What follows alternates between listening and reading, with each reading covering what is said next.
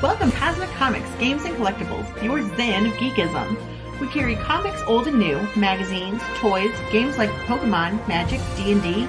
Want Godzilla, Ultraman, Star Trek, Ninja Turtles, Funko Pops? You'll find it all here. Shop our Cosmic Sound Room and pick up a record or two. Enjoy our Comic Coffee Lounge with a cup of Sasquatch coffee or a delicious menu item while geeking out over a super cool movie on our big screen. Come by and say hello to Maui. Cosmic Comic, Games and Collectibles. Superman loves us, and so will you.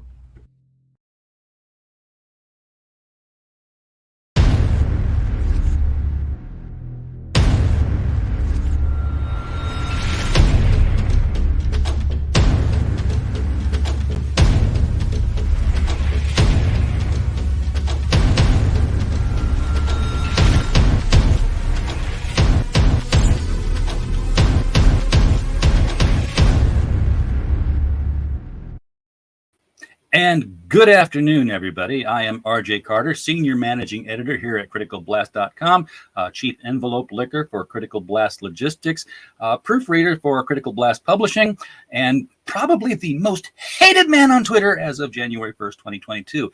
Brand new year, off we go, and our very first live stream of the new year. By the way, y'all need to wake up. You're not that hungover. We didn't have that many parties because there was no place to go. So get up, answer your little phone buzz that notified you, all you subscribers, that we're doing this, and get on over here and watch this because you're going to want to see this, especially if you love comic books, even more so if you miss comic books like I do. Daily, I'm reminded I miss comics. So, not that there's not good comics out there. I mean, hey, this is me and Horace. Horace is the magical rabbit avatar that's just appearing in the background all the time in Pocus Hocus, which you should read because it might be one of the best comics of 2021, and you can decide that for yourself on our poll, which will be released later today, and voting throughout the month on the best movies, actors, and comics for 2021. We'll announce that a little bit later today. Looking forward to seeing you there. Meanwhile, we have Austin Huff joining us. Austin, how are you today, sir? I couldn't be better. I'm here with you, RJ. Man, it's Happy New Year, buddy. And Happy New Year to you too, man. Looking at this comic, this is wow. This is very cool. But before I bring it up, tell me about yourself and your relation to comics. What is it that you have done, and how you and why you love comics so much? Wow, why I love comics. That's like asking me why I love my kids so much. Okay, there's a million things. Well, just keep going. I can go cook lunch. I can come back. Just take over. I first got into comics. My grandmother gave me 50 cents. I was born in Chicago, raised in the near west suburbs of Chicago. And back in probably 1973, I think it was, my grandmother gave me 50 cents to walk down to the corner pharmacy and grab a comic book for 25 cents, believe it or not, and a candy bar for 25 cents. Well, the candy bar I picked up, they no longer manufacture. It's called the Marathon Bar. It was about 12 inches long. Yeah. And you could see, it was kind of woven like a pretzel. And the reason why they stopped making it at the time, and get this, was because it was too big to fit in candy machines. Yep. The old day of the candy machine, the vending machine, yes. Right? The other 25 cents. Shelf space too. That too. Yeah, you don't see a lot of stores that sell Charleston Chew anymore, right? Right. So yeah, they can put two candy bars in the place of the one there. Right, exactly. Right. So the other 25 cents went to this glorious issue of the Defenders. I think it was Defenders number 18. And it was a cover by Gil Kane. And the interiors were by Sal Buscema and I believe Dan Green. And if it wasn't Dan Green, it was Klaus Johnson, but I think it was Dan Green. And I was hooked from that moment. I brought the comic book home. I still have it to this day. And I just started collecting comic books. Towards the later 70s, early 80s, I had my fill of comic books and Migo superheroes and Star Wars action figures and stuff, baseball cards. And then I dropped everything for, women. And Yeah, it happens. that was just, that it happens, right? It's called puberty. Yeah. The next thing I know, it had to be about 1996 or 97. I get a phone call from my brother. He's 7 years younger than me. And for some reason, he was going through our parents' attic. See, at this time, I was married. I believe we were just having our second child. And he calls me up and says, "You're not going to believe what I found at Mom and Dad's house." And again, this is right 1997 or so. I said, "What was it?" He's like, "I found a box full of your old Migo dolls." And I go, "What?" He's like, "Yeah." And he's like, "It's not just a box. It's like a box that would fit a trench coat from J.C. Penney." And I'm going, "Oh my God, that's huge."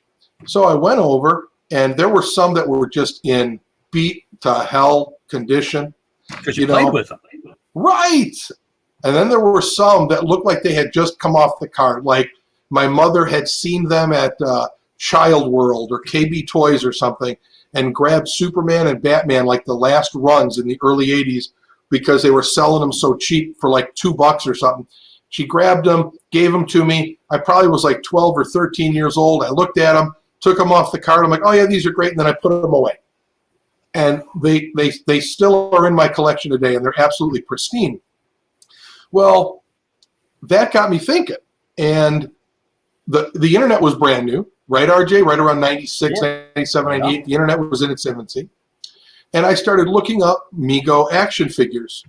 And I found a site called the MigoMuseum.com.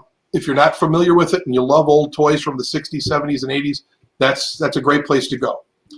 And they had images and history of not only the company, but all of the toy lines they did, specifically the world's greatest superheroes, DC and Marvel.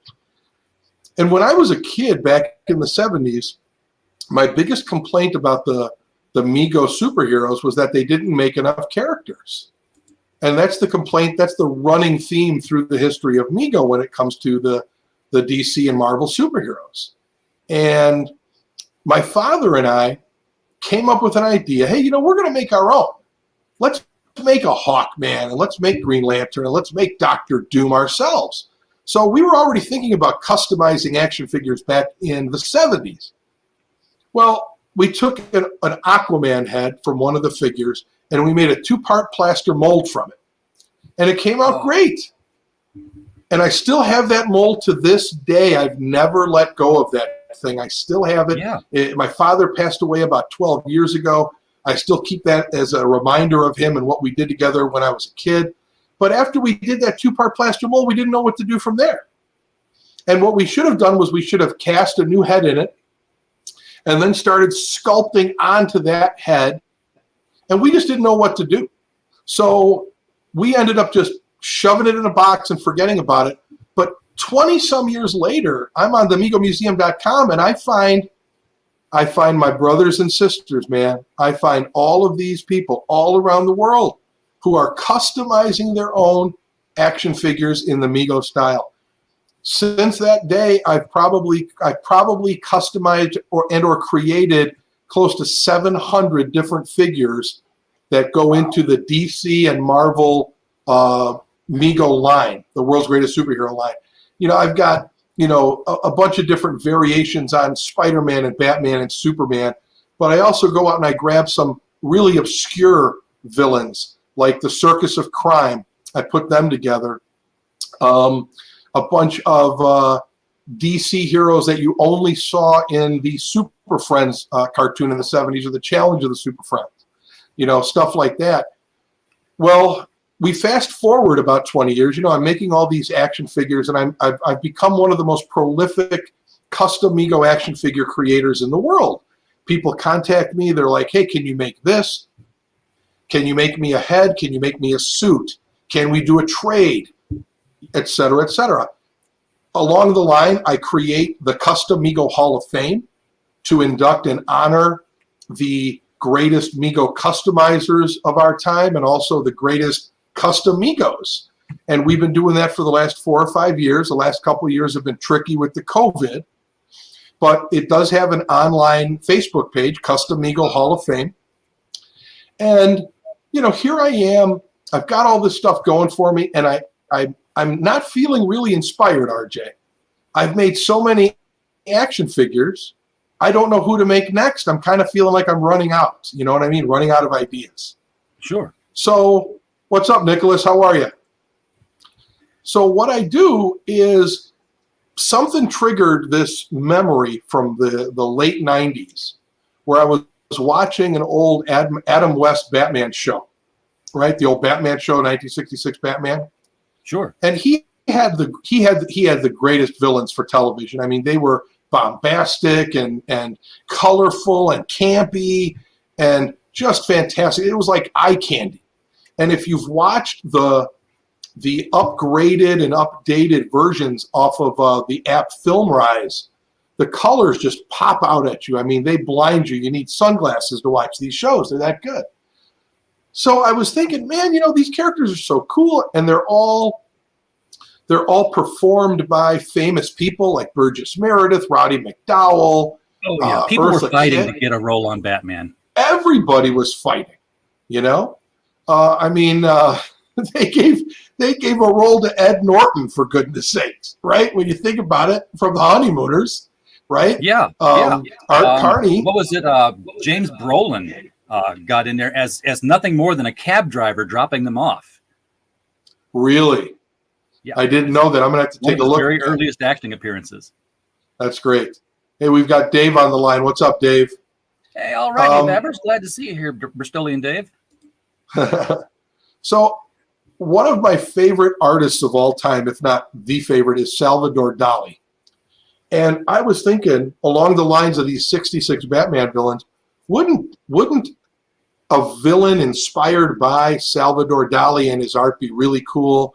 He could have a big mustache, he could have a big old beret, a smock, and he could have a palette of magic paint that after he robs the bank or the jewelry store, he just takes a couple of little dabs of paint, some brush strokes on a wall, and he jumps into the picture that he paints like he's going in another dimension. Kind of like the way the Roadrunner would paint a cave opening and get away from the coyote. Yeah. Right? And the coyote, of course, would run into the wall. Well, in my scenario, you've got Dali painting, his crazy surrealistic stuff, flaming giraffes, melting clocks, elephants with 20-foot legs, et cetera, et cetera. He jumps in. Who's going to chase after him? Chief O'Hara? I don't think so, right? Begorra, no, we're going to tell the commissioner. Right. So it's a job for Batman at the very least. So I created this guy in my mind, but soon after that I forgot about it. And for some reason, when I was feeling uninspired, something jogged my memory that I had this character that I created in my head. So I decided I was going to make an action figure of him. I did, got it done. I'm looking at him like, wow, this is really cool. But I'd like to have a whole team of like artist-inspired villains, like the Masters of Evil or the Legion of Doom or whatever, the Hateful Eight, whatever it might be. And I just made a list of all of my favorite artists, and I picked the top 4 that I thought would be really good visually in action figure form, comic book form, animation form, movie form, whatever. And I came up with villains inspired by Keith Haring, Ansel Adams, Toulouse-Lautrec, and Rene Magritte. And created action figures out of those guys and came up with their names and had all this stuff. And I'm looking at it like, wow, man, this could be the greatest thing I've ever done. This stuff is great. And then I thought, nobody's going to know who these guys are. Nobody. I'm the only one who knows who they are because I created these characters. Right. They might get who they're based on, but they won't know. Right. What's their backstory? What's their origin? Who do they fight and why? So I created essentially biographies of all these guys. Like you'd see on a Who's Who page in DC or Marvel Universe Handbook, something like that. Right. All their powers, their weapons of choice, their whole background, who are their known relatives, whatever. And I got done with these and I thought, wow, these are pretty cool. I think I did a pretty good job. And then I thought, I could put together a really cool story about these guys. And I've got this idea of placing them, putting them together as a group, calling them the Masters, because they're not just master artists, they're also master thieves. They're also master criminals. So I'm going to put them together as a team, and I'm going to have them face off against Batman and a guest villain against each one of them, like the Brave and the Bold from the 70s, or from the TV show that was on a few years ago. Yes. Yeah. So Jim Aparo, for me, is the quintessential Batman artist. And I think he's my favorite DC artist, period, if I'm being honest. And he drew 100 issues of the Brave and the Bold. So his work, the art, the team up, the whole thing. And you know, back in the 70s, Marvel had Marvel team up, and it was just Spider-Man and somebody. So, you know, each of the big two had something like that. But, you know, I always tended to lean towards the Batman when it came to the Brave and the Bold and that team up. One of my, sorry to interrupt here, but one of my favorite things about the Brave and the Bold, and I don't know if a lot of people know this or not, but remember, there was no such thing as Previews magazine. So you didn't know what was coming next month, let alone 3 months down the line like you do now. But for at least a space there during Brave and Bold, every issue had a visual clue in a panel. That if you were a sharp-eyed reader, you figured out who was coming. You might see the shadow of the creeper across an alley in the middle of the story. There was one where there was like, they were walking out of an alley and there was a trash can and there was a green arrow sticking up out of the trash can with the garbage. And that was I lost him. He disappeared. He didn't want to hear my story. Okay, we will wait for Austin to come back. Looks like he got disconnected somehow. And meanwhile, while we're waiting on him, I'll just bring the page up. This is the page for the Masters on Kickstarter. And you can see here, this is a cover that is, let's all this up here for a second. This is a cover that might look familiar to you. This is the characters he was talking about. Here he is. He's back now. Austin, Sorry, I don't know what happened there. No, I accidentally clicked close the window. Oh, I don't know what I was thinking. But that was I've done that before. This mouse is sensitive. I'll move it and bump it. No. It was all me. It was 100% me. The cool thing that you mentioned, I didn't even know about that. So you're telling me that they would sneak peek the next superhero in the current issue of Brave and the Bold? Yes, because they wouldn't even tell you at the end of the story, next month, Batman and Green Arrow fight, blah. They're just like, come back next month for more Brave and the Bold. Yeah. And there's a page that somewhere that does it. While we're talking through here on another topic, I'll find it and we'll bring it back up and discuss it. But yeah, it was a whole, fan interaction kind of thing. Oh, that's awesome. Just dropping Easter eggs before there were Easter eggs. Before there were Easter eggs. That was it. Yeah. Speaking of Easter eggs, I have a ton of Easter eggs in the 5-issue series, The Masters. We pay tribute to all of my favorite artists who are no longer with us, or creators. There are cameos by everybody from from Jim Aparo to Dick Giordano to Denny O'Neil, references to Joe Sinnott, Sal and John Buscema, Norm Brayfogle, Frank Frazetta, Bob Kane and Bill Finger. There's all kinds of cool stuff going on. Julie Schwartz. We have a Schwartz delicatessen. So there's a lot of cool stuff in the Master. A lot of cool Easter eggs that if you know, you know. Yeah, and I look for stuff like that. I mean, even watching like the Flash television series, you'll see, street signs and delicatessen signs. I'm like, oh, look, Carrie Bates got something there. That's nice to see. Right. I'm always looking in the background for stuff. Yep. So somebody's doing their homework ahead of time. Somebody who loves comics. Right. Absolutely. You talked about making all these Migo custom figures, and I was making custom figures in the 90s, not with Migo because expensive. But yeah, my wife at the time walked into the kitchen one day to find me holding the boots of a superhero over a pot of boiling water because, that softens the head and makes it so you can pop it off and then interchange it.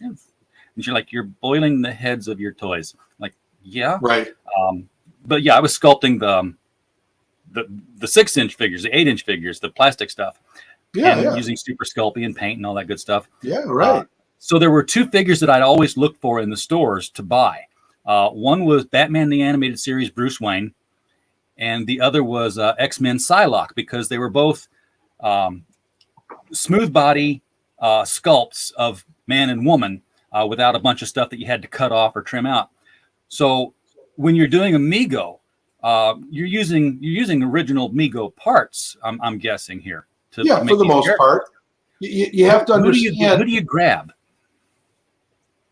Like who do I steal? Yeah, I mean, what Migo action figures do you go to saying, okay, I need a base body. This one's got the best base body. Of course, they're Migo, so they're all kind of the same, I guess. But right, they're all the same. So whether you're customizing any action figure that has removable clothing and boots and stuff like that, doesn't matter if it's G.I. Joe, Captain Action, or Migo, all the bodies underneath are identical, female or male, or Teen Titan size, smaller, whatever it is. And now, all the guys who were doing this, 20, 25 years ago, like I was, a lot of these guys have said, you know what, we can do it better. And I've got a bunch of friends who've actually gone out and started their own companies where they are manufacturing everything from suits and gloves and boots and full figures, bodies, everything. It's amazing what's going on. So if you can't find a Migo body on eBay or at a vintage toy store that you want to use for a custom, you probably get a better one that's being made, in India or China yesterday, at a company online. So is Migo still around as a company? Migo went bankrupt back in 82, 83, and they just relaunched themselves, believe it or not, about 2 or 3 years ago. Yeah, I saw different stores.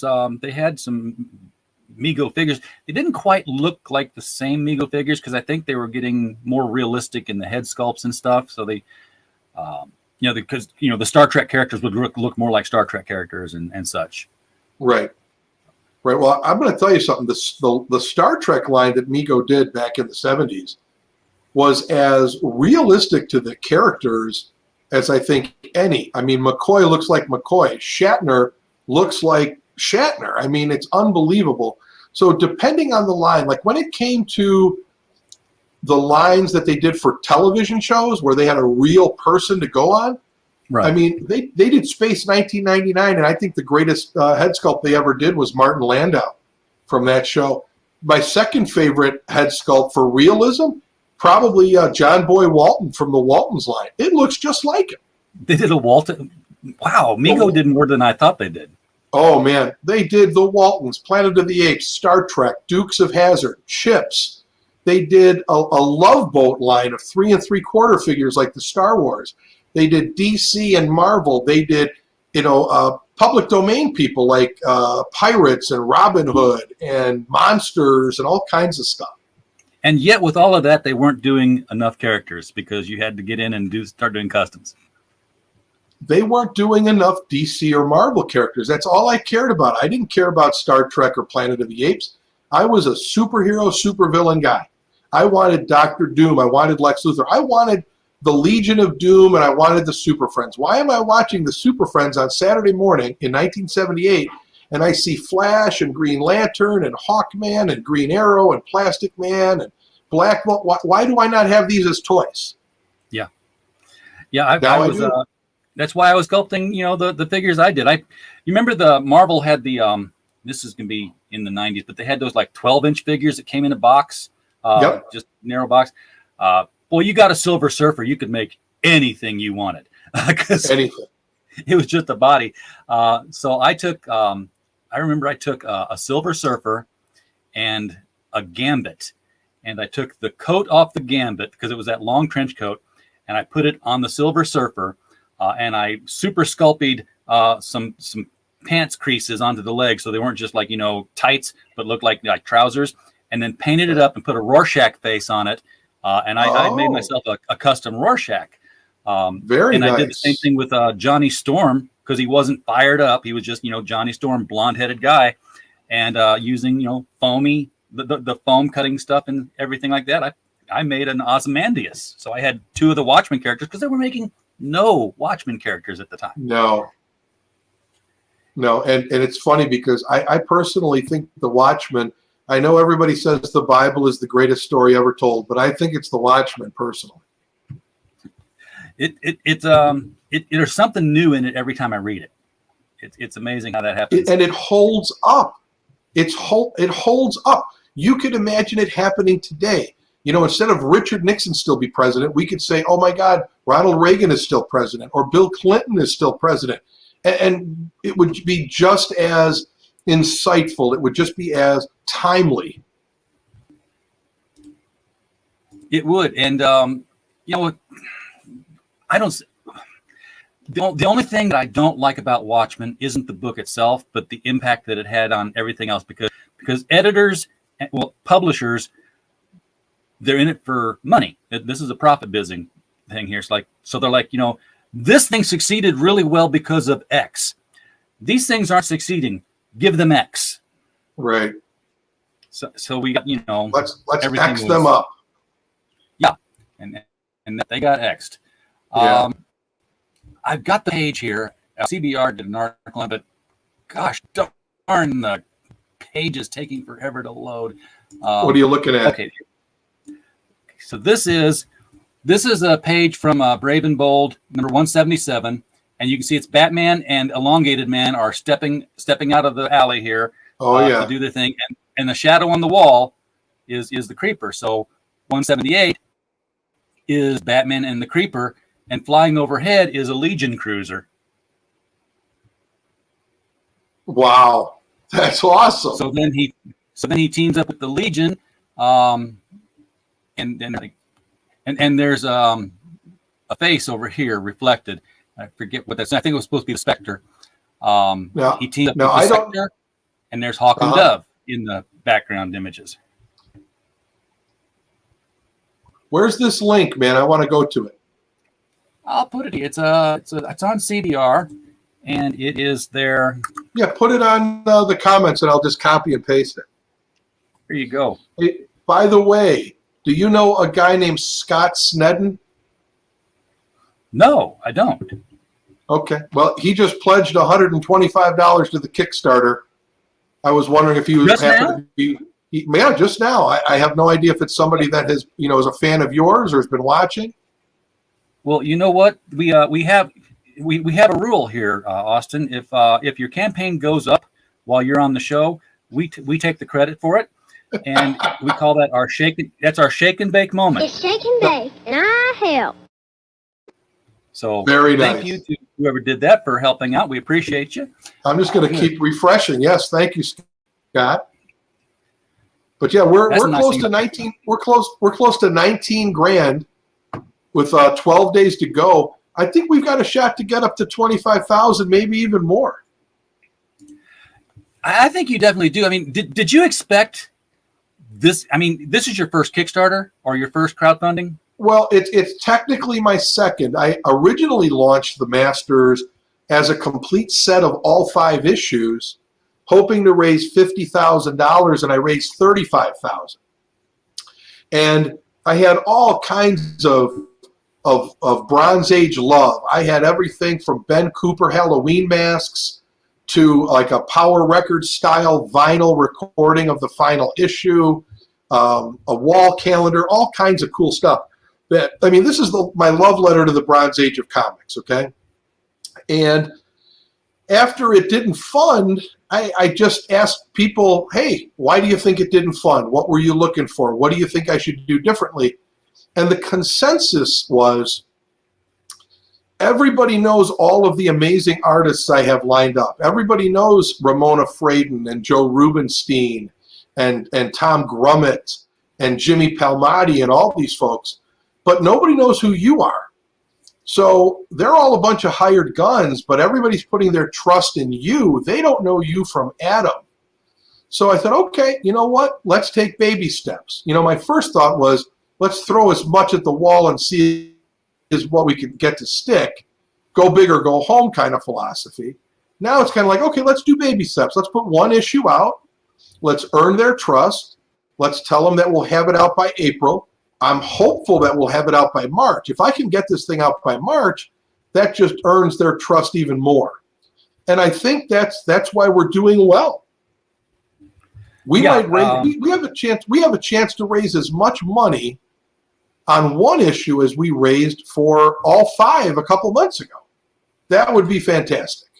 And I think this speaks to a definite hunger and a hole in the comic book reading community where there's a strong desire for nostalgia for the books that used to be of the Bronze Age. This is a Bronze Age love letter, and more than just the style. You're getting it's got the style of the Bronze Age because you've hired the Bronze Age to come in and do the stories with all these people. You are correct.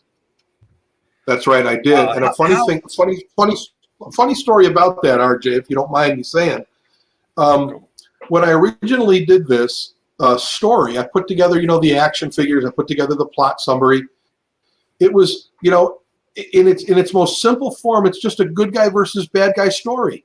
You've got these bad guys who are individual thieves, master thieves. They're brought together by a leader who wants them to do a job for them, a heist for them.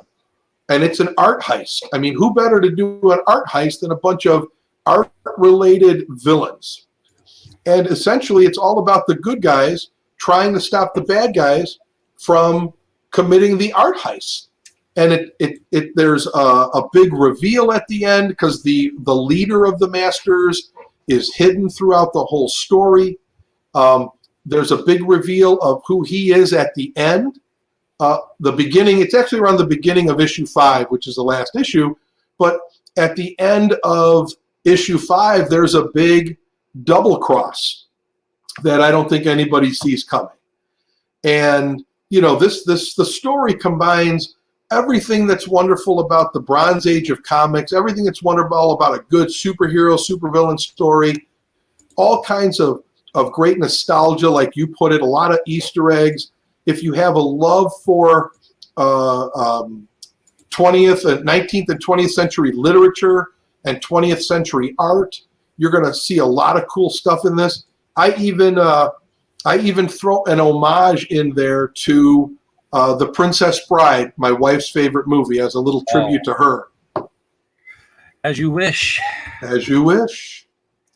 That's right. Sorry, I disappeared there. I did the same thing you did. I was I found that there were 2 parts to this story, and I hit the back button, but I wasn't on the tab where the story was. I backed out of StreamYard, and I was gone. That's funny. So there's 2 links to this story about the Brave and the Bold? Yeah, they did the story, and then they came back and said, wow, we missed a lot of them. No kidding. And they're all Jim Aparo ones. So of course they are. Well, he did 100 of them, I would imagine so. Yeah, it was a thing. It was a fun thing. I love the Brave. You talked on another stream about the artists that are doing this, that they're not doing anything today, and they're perfectly capable of doing it. They're still available to be doing work. That's where I was going with when I started talking about my journey on this. I eventually took the plot summary and the toys to my buddy Art Baltazar, who's an artist for DC Comics. He does Tiny Titans and Super Pets. Yeah. Eisner Award-winning, brilliant guy, one of my best friends. And he said we should pitch this to DC. Well, unfortunately, DC was in turmoil. The publisher had just gotten fired. They let go 250 employees in the summer of 2020. And I decided, okay, well, if Art thinks it's worthy of publication, I'm going to self-publish this. I got rid of all the DC characters, and I replaced them with public domain heroes. And I went after my favorite artists to just do covers for the different issues, because I was told by numerous people that, the old guard, the old-timers, and I use that term affectionately, the old-timers, all they want to do are covers or commissions, like they're at a con or something like that. They don't want to do sequential art anymore. They want to, just, do a sketch and they're done. Well, I found out that nothing could be further from the truth as my chair goes back. Sorry. Nothing could be further from the truth, RJ. I mean, these guys, I equate them with the Rolling Stones. I equate them with musicians that, they're out on stage in their 70s and they're still performing. Do you know why they're still performing? Because that's what they do. They loved what they did. It's not what they did, it's what they do. Yeah, so these guys, the ink is always flowing and they're always creating. And they don't want anybody to tell them, hey, they're not interested. You know what? They're interested all the time. These guys were the ones that suggested to me that they wanted to do the interior pages. I was originally told, hey, you're going to have to get some kids out of junior college to do the interior pages for a decent price and blah, blah, blah. And I said, well, maybe. And then all of a sudden, I had a conversation with Alan Weiss. You're familiar with Alan and his work, I'm sure. Yeah. Absolutely brilliant artist, really brilliant guy. Really helped me a lot with this. And we get on the phone one day after Joe Rubenstein, who I've been friendly with for a few years, put me in touch with Alan. I shouldn't call him Al. He likes Alan better. And we talked for about 3.5 hours, one Sunday night in October of 2020. And at the end of the conversation, he said, Austin, I'm all in for a cover, but I also want to know if I could draw a chapter. And I'm like, draw a chapter? I'm thinking, who am I to say no to Alan Weiss, right? I'm like, sure. Yeah. I've got them all chaptered out by villain, kind of like a Brave and the Bold comic. And he said, great, I want the artist that's inspired by Toulouse-Lautrec. I want that Monsieur Petit Renard character.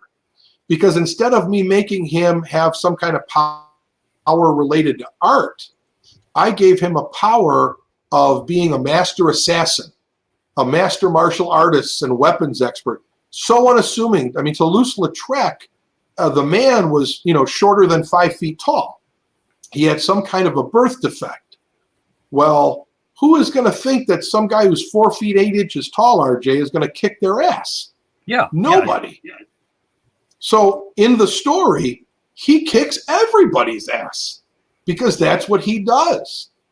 And the Black Owl, who I replaced Batman with, he is the detective in the story, and you see him on the cover right there. He's the one that figures out how to defeat these guys. But along those lines, Alan Weiss, if we go back to the story, he not only wanted to do a cover, but he wanted to do an interior chapter. He wanted to take the superheroes, the Golden Age superheroes, and reimagine them and recreate them and bring them up to the modern day and give them costume designs and all kinds of stuff. And I'm like, dude, have at it. And what that did was it inspired me to go after the rest of the artists I wanted and said, hey, man, I need you for a cover. You can pick whatever villain you want, and that will be your chapter if you want to do those 12 to 14 pages of interior art. And then the superhero that I have teamed up with the Black Owl, you get complete creative freedom to reimagine them and bring them up to a modern look. I sold that to Bob Hall, to Ron Wilson, to Al Saviuk, and to Arvell Jones. Now, unfortunately, Bob Hall had to back out, but I was able to get Val Merrick, the co-creator of Howard the Duck, to step in right away and take over. Yeah. And then, of course, Bob's schedule cleared up a little bit later, and I was able to give him some other interior pages that he jumped on. He penciled them, he inked them. They're absolutely fantastic. They're only 4, but they are right at the point of the story where our superheroes are soundly defeated by the bad guys. They're sitting around licking their wounds, and they're trying to figure out what do they do next. And he does such a great job with that type of scenery, that feel, Bob does. I'm reminded of I used to go to conventions when they had them, and when I could afford to go. So that puts it squarely in the late 80s. I was at Chicago Comic-Con 1989, and I was wandering. I thought you looked familiar. Yeah, that was me. Yeah, okay. I thought that was you. I just kind of made it into a side room. It's like, off of Artist Alley in here, like here's this small room. There's some people milling about. There's some people around the walls. What's going on here? It was not very crowded. And as soon as I get in the door and I turn left, here's a table with an older couple sitting at it. And like, dealers. And behind them, this great big painting of Alan Scott, the Golden Age Green Lantern himself. And you look down at the table and there's the little unassuming card, Sheldon Maldoff. And I'm like, I know who Sheldon Maldoff is. And he was there with his wife. And there was like nobody at their table. He was selling, paintings of his characters and artwork. And it was at the same time that DC had relaunched JSA as a comic, still set in the wartime era. So it wasn't brought up to modern speed. And at one point I'm like, you're still drawing. Why aren't you drawing the JSA comic? And his wife just leaned forward and said, would you go to the DC booth and ask them that? Because, like you said, these guys want to draw. Right. They wanted to do their thing. They want to do their thing. And I would think the time would be ripe for those guys. There's a big resurgence in Migo action figures because guys that grew up in the 70s like me were older. We tend to have more money now. And you think that the same thing would be happening with comic books. I don't see anybody out there. Maybe I'm missing it. If somebody wants to chime in, I don't see anybody out there really doing any new work that is, that would fall under the Jose Luis Garcia Lopez style guide. You know what I mean? Yeah, absolutely. I mean, everything is people can find the work now, because for the longest time it was if you were Pat Broderick, if you were Mike Barron, you could only do a comic book if you were hired to do a comic book. Right. But now with Kickstarter and Indiegogo and the market's there, you can become your own company. So I'm going to do the book I wanted to do that no one would ever let me do, or at least wouldn't pay me for it, and I'm going to let the fans buy it directly from me now. And I think that all this old guard could truly come together and make their own loosely connected company, so to speak, if they just chose to do so. If they got inspired to say, hey, let's test the waters and see what we can make.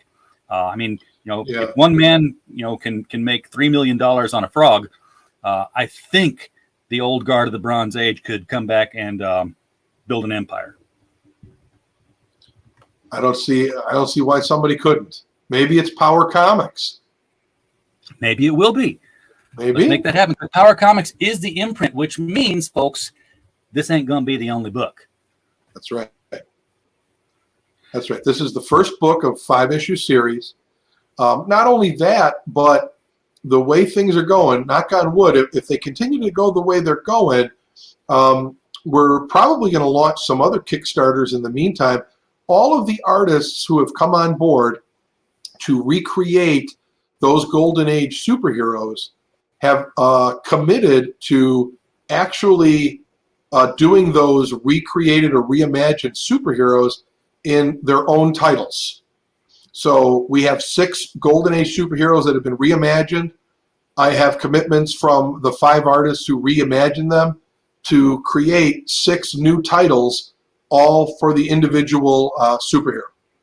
Yeah, and when you talk about artists, and you've listed some that are on this title already, but folks, look at this list of people involved with this 5-issue series. You got Ramona Fradon, Pablo Marcos, Mike Grell.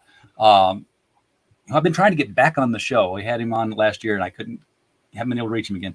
Joe Staton, Bob Hall, Romeo Tangal, Alan Weiss, Mike Vosberg, Val Merrick, Joe Rubenstein, Ron Wilson, Alex Saviuk, Arvell Jones, Al Milgram, Pat Broderick, Kerry Gamble, Chuck Patton, Tom Grummett, Jeff Isherwood, Bart Sears, Daryl Banks, Stefan Rue, Mike Lilly, Alt Balthazar, Jimmy Palmiotti, who was on the show 2 weeks ago, and even more people. So there's a whole bullpen right there. Yeah. Yeah, and there's still more people that I didn't fit in that little paragraph. I actually got Butch Geiss to do 1 page for me. 1 page. All I had was 1 page.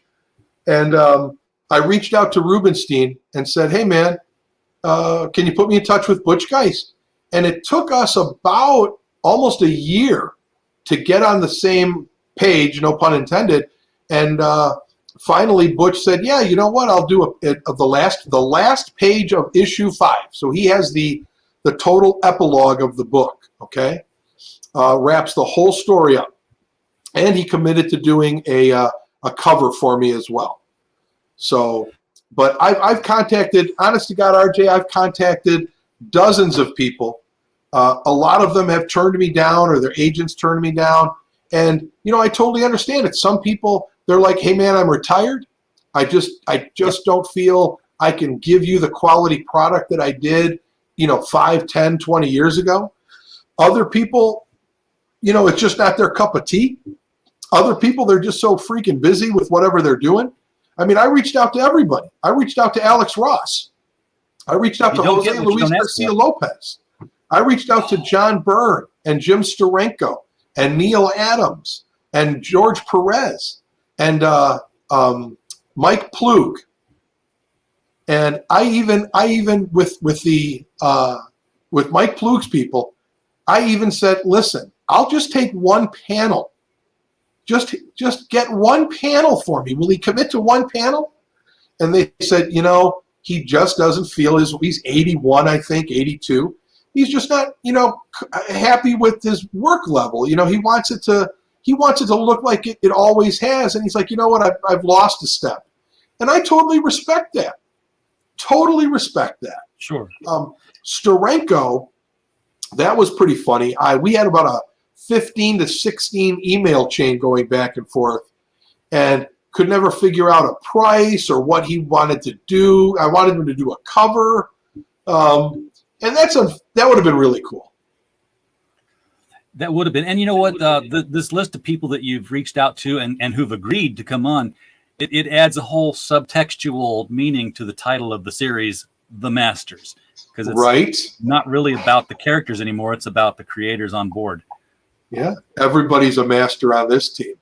We've seen the Stephen Butler cover. That's the tribute to Jim Aparo's Batman cover.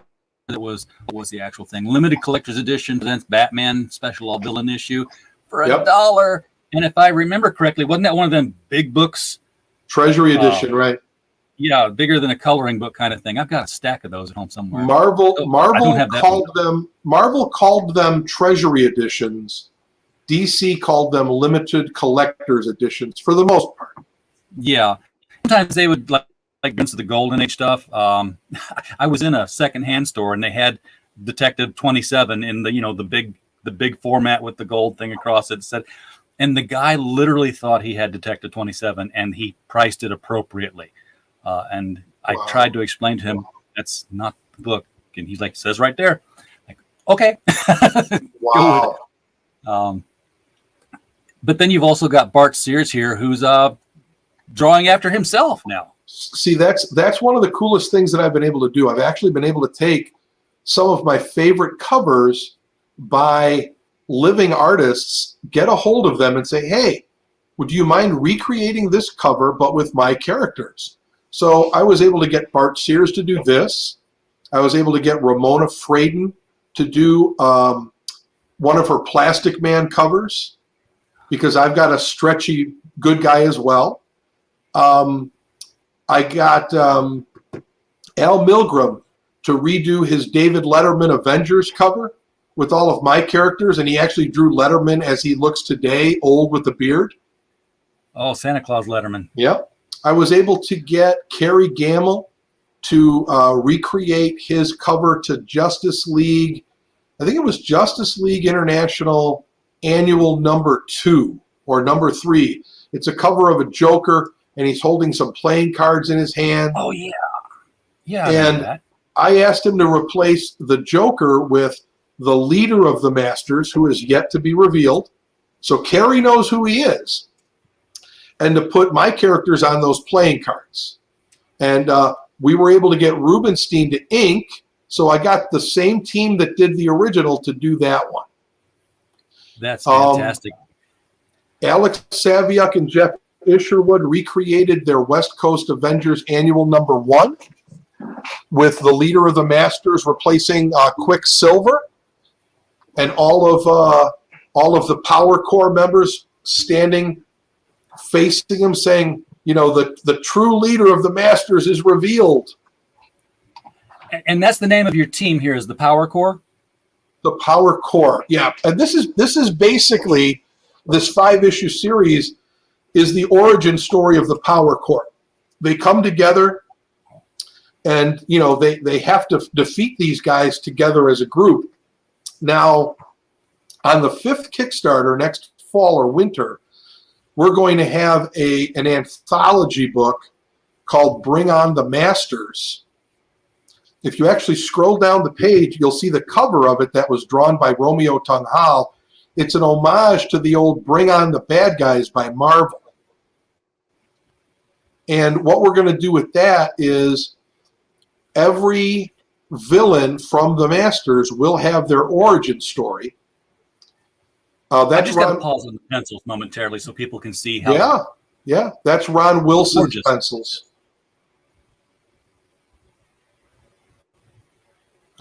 But the Bring On the Masters will be an anthology series, an origin for all 5 of the Masters and the leader. So 6 origin stories, and they're all going to be drawn by the artists who were responsible for the chapters in the individual books.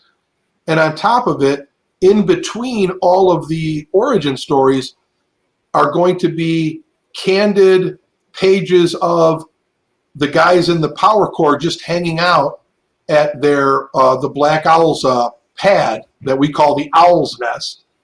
And they'll be, without their masks on, but probably with their suits on. And they'll all be talking about, the origin story of so-and-so, and then we're going to have it. And then at the end, it's all going to come together saying, you know what? We should do this more often. Why don't we come up with a team? How about a name? And that's how that book is going to end. That's the Justice League origin all over again. They showed up to fight somebody and said, hey, we work well together. I'm scrolling maybe too far to find this. Right there. Bad guys. Right there. Go up. Go up. There you go. There's Romeo right there. Bring on the bad guys. Okay. And I saw another homage cup here that we didn't. Gosh, dang! Those are the action figures. Migo figures. Those are available. Those are available as an add-on on the Kickstarter. To get all 5 of them for $300. That's excellent for a set of 5. These profile prints here. I love this that they're this I don't know what the art style is called, but it's like it looks like paper cutout kind of thing. Yeah, and they're all in the same similar pose. It's all fit together. More autograph prints. Where is that cover? Or I saw it. What were you thinking that you saw? Right here we go. The trade paperback. Look at that League of Extraordinary Masters. Now, here's the thing. All right. I don't have. I'm listening. Just stepping away. Yeah. I'll wait for you to come back because I want you to hear this. Because I also just absolutely love homage covers, and I just got this one in. The starring Sonia Devereaux. Oh my! You recognize that one? That I actually have that comic book autographed by George Perez. That is my all-time favorite cover. That's Avengers 181. Yep. And Perez did the cover with Austin. I believe he did it with Austin, and the interiors were Byrne and Austin, if I'm not mistaken. But I think you're right. I took that. What I did was rarely, and I know you'll agree with me on this, but RJ, rarely is there an interior page that mimics the cover. Usually the cover, at least when we were growing up, the cover almost had nothing to do with the interior story. It was just to try to get your attention on the newsstand. Exactly. So in Avengers 181, the Perez cover is almost drawn exactly the same inside the book by John Byrne. What's up, Mike Jimmy? So rarely do you see that. So what I did was I found a high-res scan of the Marvel Masterworks edition of that issue, and I blew up the cover to 11 by 17, printed it out, blew up the interior, John Byrne, to 11 by 17, printed it out, and I got Byrne to sign his, and I got Perez to sign his. I've got them hanging in my office downstairs. That's excellent. Yeah, the closest I've ever seen to something like that happening, again, was with Watchmen, where the cover was literally the first panel of the book each time. Right. But that's rarely, at least when we were kids, it was rarely done. Yeah, very, very rarely done. Yeah, and the cool thing is when you look at those pages next to each other, you can really see the difference between Perez and Byrne. And you could say, oh, I like the way Byrne draws Starhawk better than Perez, but I like the way Perez draws Moondragon better than Byrne. It's just such a cool thing to look at. But getting back to this cover, this is done by Stefan Rue, one of the most talented guys I've ever met in my life. I'm lucky to be able to call him a friend. He lives a little north of me up in Milwaukee. I'm in Chicago. So we get to see each other every once in a while, which is nice. And the League of Extraordinary Gentlemen cover, I know you're going to love this. What we're going for on this one, obviously, is the League of Extraordinary Gentlemen with all of our characters. In the paintings behind are going to be paintings that are representative of each of the villains. So there'll be a painting that is a tribute to Salvador Dali, or a picture tribute to Ansel Adams, or whatever, because they're the ones that inspired these characters. This is going to be the cover of our special tabloid-sized Treasury edition for issue 5, like the old comic book, the big comic books from the 70s we were talking about a little while ago. Yeah. And the cool thing is, if you remember those comic books, the back covers never had any advertising on them. They were also all art. Yeah. So Sometimes it was a wraparound cover. That's right. Some of it times it was a wraparound cover. So what we're doing with this is Stefan has this as the cover with all of the villains. When you turn it around to the back cover, everything will be in its same position. All the paintings, the King Kong skull, the Venus de Milo, but all of the villains will be replaced in the exact same poses as the Power Core superheroes. I like it. I know there's nothing in the frames yet. And the one thing that I was thinking when I first saw it, and I do this, Austin, I write things into people's stories when they're on my show. And sometimes let me pull up my script. Sometimes I touch on things that they're like, nope. And then I read the book and it's, yep. And they're like, yeah, we know, we had to lie to you because it was a spoiler. It's like, but the thing I see in my head when I looked at this was that in the pictures was individual portraits of the Power Core, each one done in the style of a different painting of a different painter that they represent, but trapped in it, like trying to get out. That's cool. But you do you, man. That's just that was just what I saw in my head the first time I saw it. No, I totally dig that.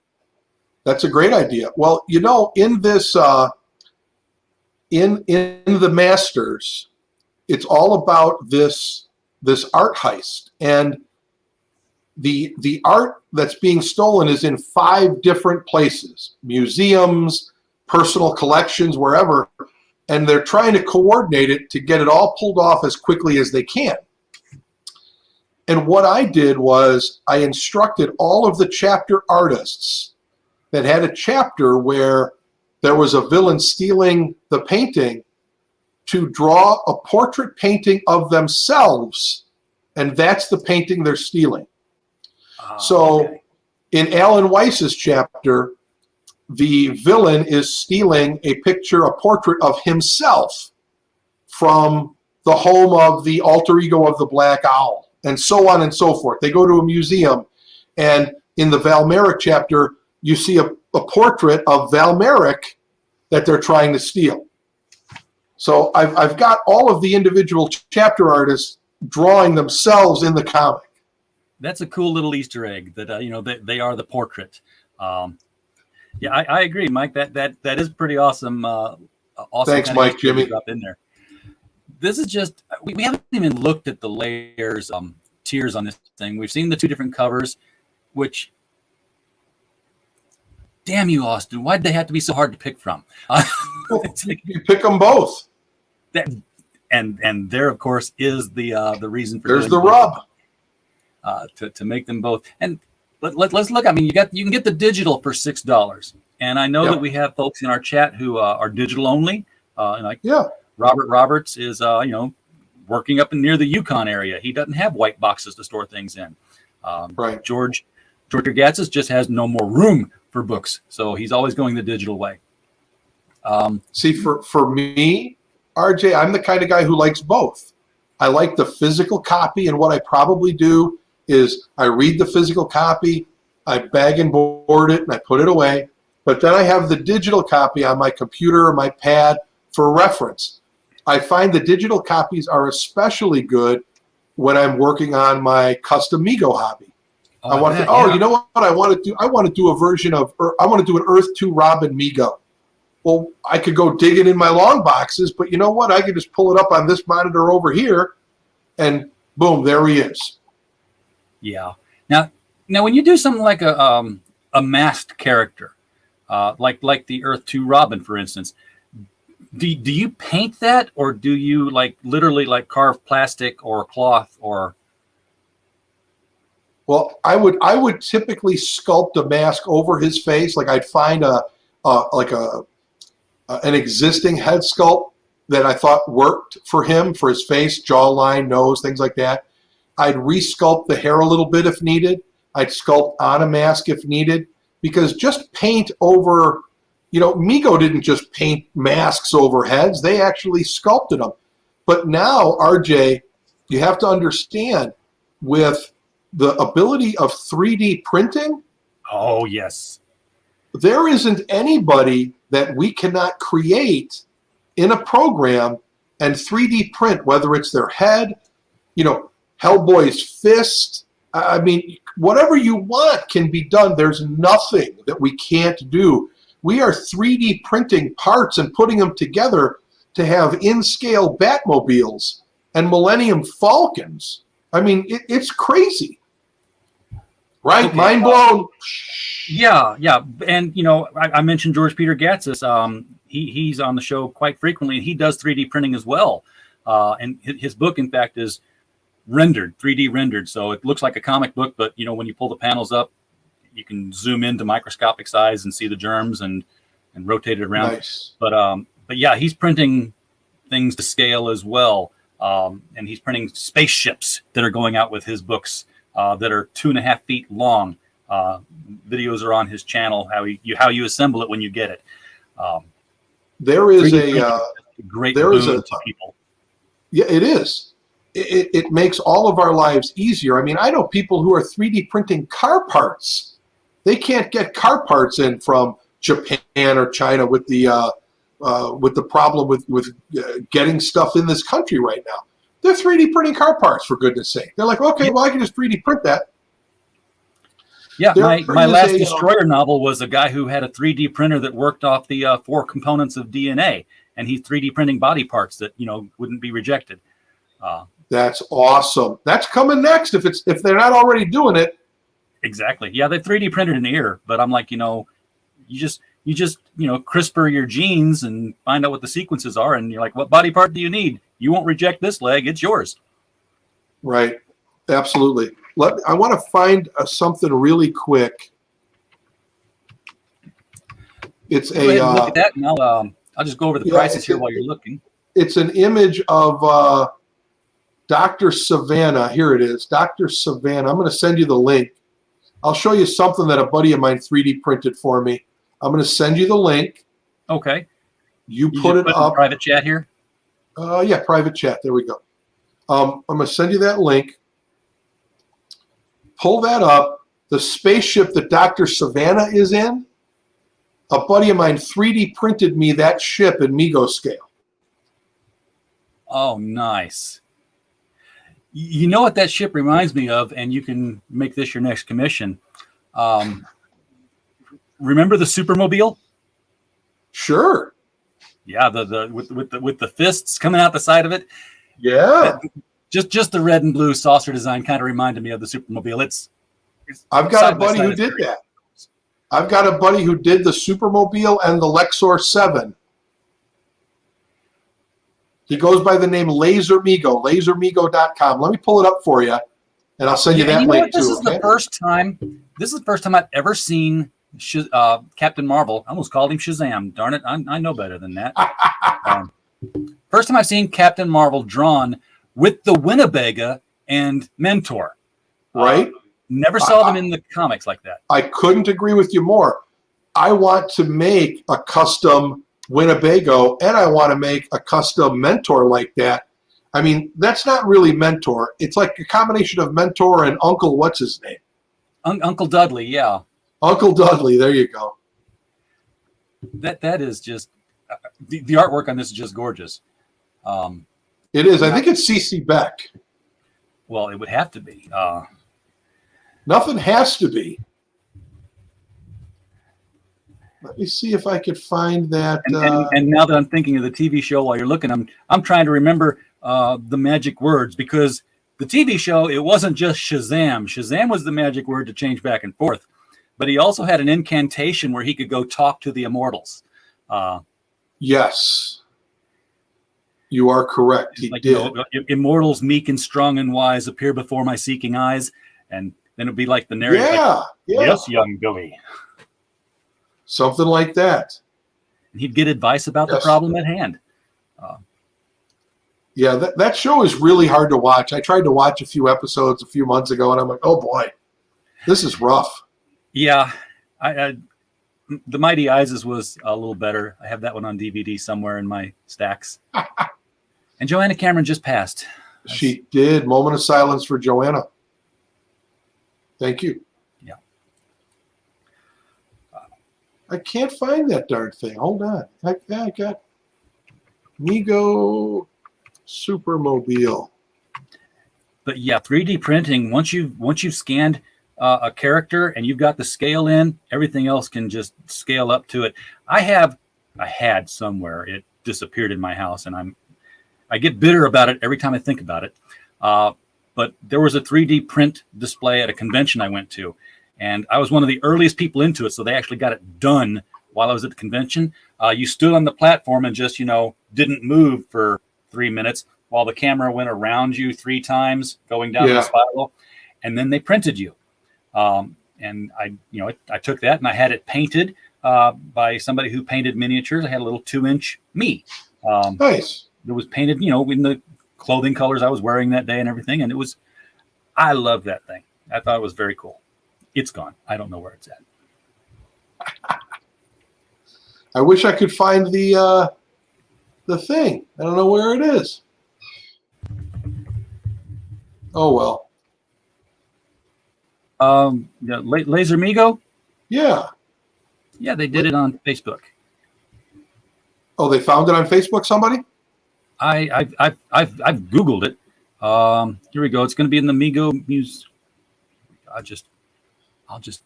Well, come on, mouse, work with me. What did you do?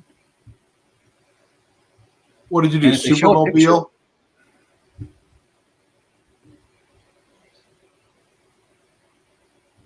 There should be a picture here, but apparently it's not loading. We'll just go to the Migo Museum link then and see if it shows there better. That's why I don't use Facebook. It just doesn't seem to like me very much. Oh, there we go. Oh, the video is unavailable. Scroll down, though. Maybe there are more pictures. No. Oh, whoever said to get the Justice League satellite, yeah, do that. The video's gone. Let's see here. That's probably why it's not showing up here. Yeah, it is what it is. It's got to be somewhere, but anyway, just imagine the Superpowers Supermobile and the Lexor 7 big enough to fit a Migo in it. Yeah, that would be, because I used to have the little corgi character. Yes, the little metal car, and I've got 2 of them actually. Excuse me. good stuff. Regarding the book here, let's look at the book a little bit more here, folks. $10 for the Stephen Butler cover, $10 for the Bart Sears cover. Yes, you're going to spend $20 to get them both, so you might as well just start here and then see how you can build up from there. I'm guessing that you have everything set up to be available as an add-on after you've made a physical tier purchase. Yeah, individual comics are available for add-ons. You can even add on the trade paperback or trade hardcover, which won't come out until December. That could be your reward as well. You can add on the digital copy. You can add on a set of the figures, a set of any of the prints. The prints are all autographed. Art Baltazar did a special print for us with the Power Core superheroes on it. So, everything that pertains to this issue is available as a reward or an add-on. And if it's not, just send me a message and say, hey, man, I'm looking to get this, and I'll throw it on there. Yeah. Now, you're looking at let me check the dates, because the dates on the issues, this particular first issue is April, but you're selling also in advance that, hey, we're going to have all 5 collected as a trade paperback. First of all, I'm assuming you're going to do a Kickstarter for all the following issues. That's the plan. And you'll just have this tier on all of those as well until it's all that is done. correct. And then you can do the trade paperback itself tier. Right. And you're going to do it as a hardcover. Oh, yes. Yeah. What I'd really like to do, I put Stefan's cover on that reward image because I didn't have the paperback or the hardcover image that I want to go up there. And that was a good substitute for the time being, give people a good idea. But I really want to get somebody to do a painted cover for that book. I'd love to get a Joe Jusko or a David Mack, somebody to do a painted Julie cover Bell for the trade. Yeah, get a Julie Bell. Speaking of Julie Bell, just because I threw a female artist in there, Power Core is light in the estrogen department. Are you going to be adding characters along the way? I mean, Justice League always had Wonder Woman and Black Canary.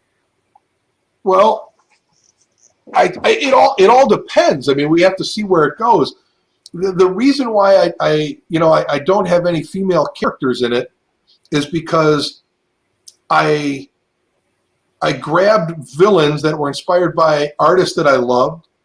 I don't have any female artists in particular that I love other than maybe Georgia O'Keeffe. I was just about to say, giant flowers are swallowing people up. Yeah, now I could do something like that.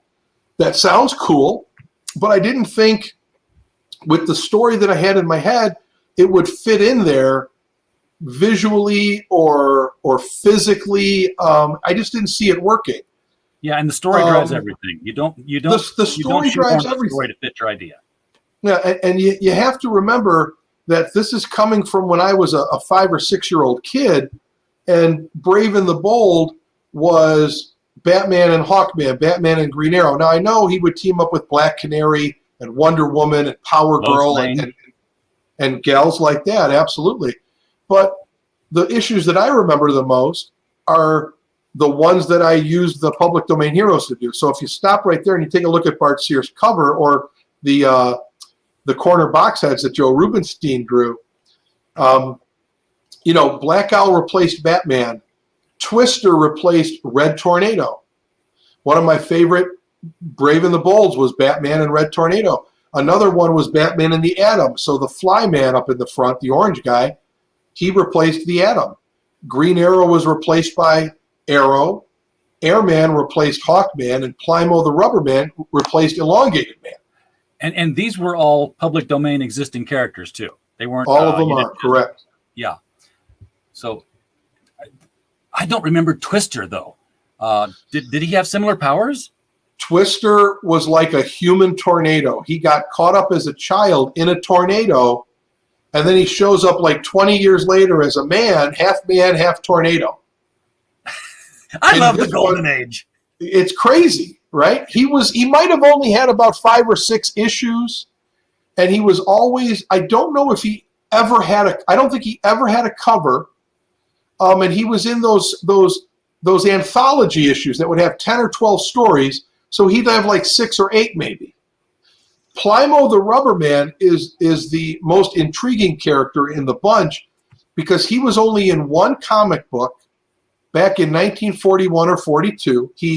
I believe he predated all of the stretchy, Rubber Man, Plastic Man, Mr. Fantastic, Elongated Man. I think he was the first stretchy guy. And he was only in one comic book. And it was an 8-page story. He was a circus performer.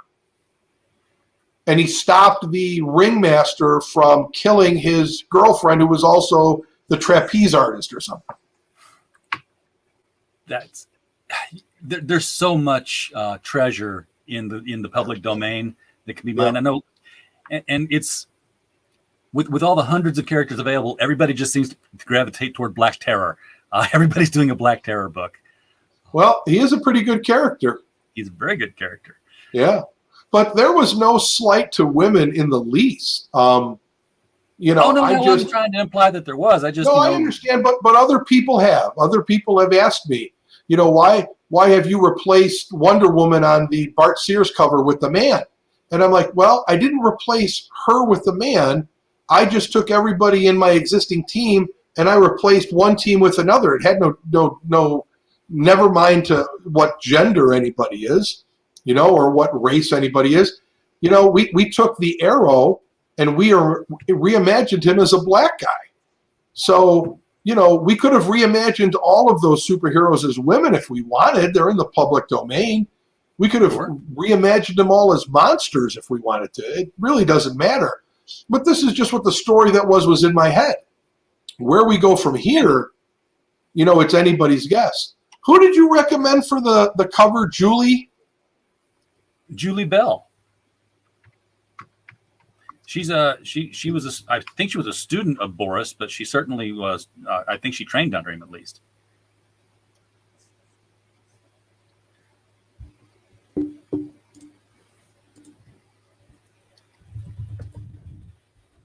Oh yeah, I'm looking at her stuff right now.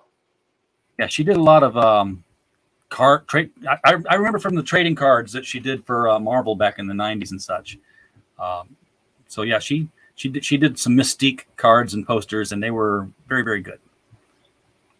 Yeah, she's got some graphic stuff here. I didn't know. I didn't realize. Oh yeah, well, yeah. You look at the Boris Vallejo stuff and the Julie Bell stuff, and it's going to get graphic. That's why I didn't do that Google on camera. This is amazing stuff. Yeah, I need to get more familiar with her work. I'm impressed. I haven't seen a lot from her lately, but I remember Julie Bell and Olivia, whose last name I don't know. I think she just does art by Olivia's. Somebody who knows the last name can throw it in the chat and help me out here. But I love the fact you have a retailer case here. Yeah, we've sold a couple of those, so that's a good thing. Need to. Yeah, three of them. So do even get even more of those. That's one of the things that I tell all my clients, because I do fulfillment for crowdfunding people. Yeah. And I always tell them, hey, overship it, because once I replace all the damages and the stuff that didn't make it, because there's bound to be accidents happen. Right. I put the rest of it in my catalog, and I send it off to retailers. I'm like, here's my catalog of, overstocked crowdfundings that you ain't going to get anywhere else. How many do you want in your store? And the boutique stores and the people who want to make sure they have something for everybody, and the independent stuff, they do that. This is Juan Ponce de Leon in the book, in the foreground here. This is part of your story. That's correct. Now, and he's more famously known for that whole Fountain of Youth seeking thing than he is for art. So is this something you can talk about story wise, or is this like too spoilery to get into why he's there? The reason why he's there is because the eventual leader of the Masters is there asking for an audience of his to talk to him about a deal. He needs Ponce de Leon's help. And where do you find Ponce de Leon? At the Fountain of Youth. Yeah. So he's either A, very old, B, can time travel, or C, can step into a painting of Ponce de Leon to talk to him in there. Maybe. That's a good one. I like the way you think. We might need to hire you as a writer, RJ. Well, you know, I dabble. You know, like I said, I write the Destroyer novels. But I've always wanted to write a comic. I've got some stories. But, you know, you've got a hand on this. You've got a handle on this already.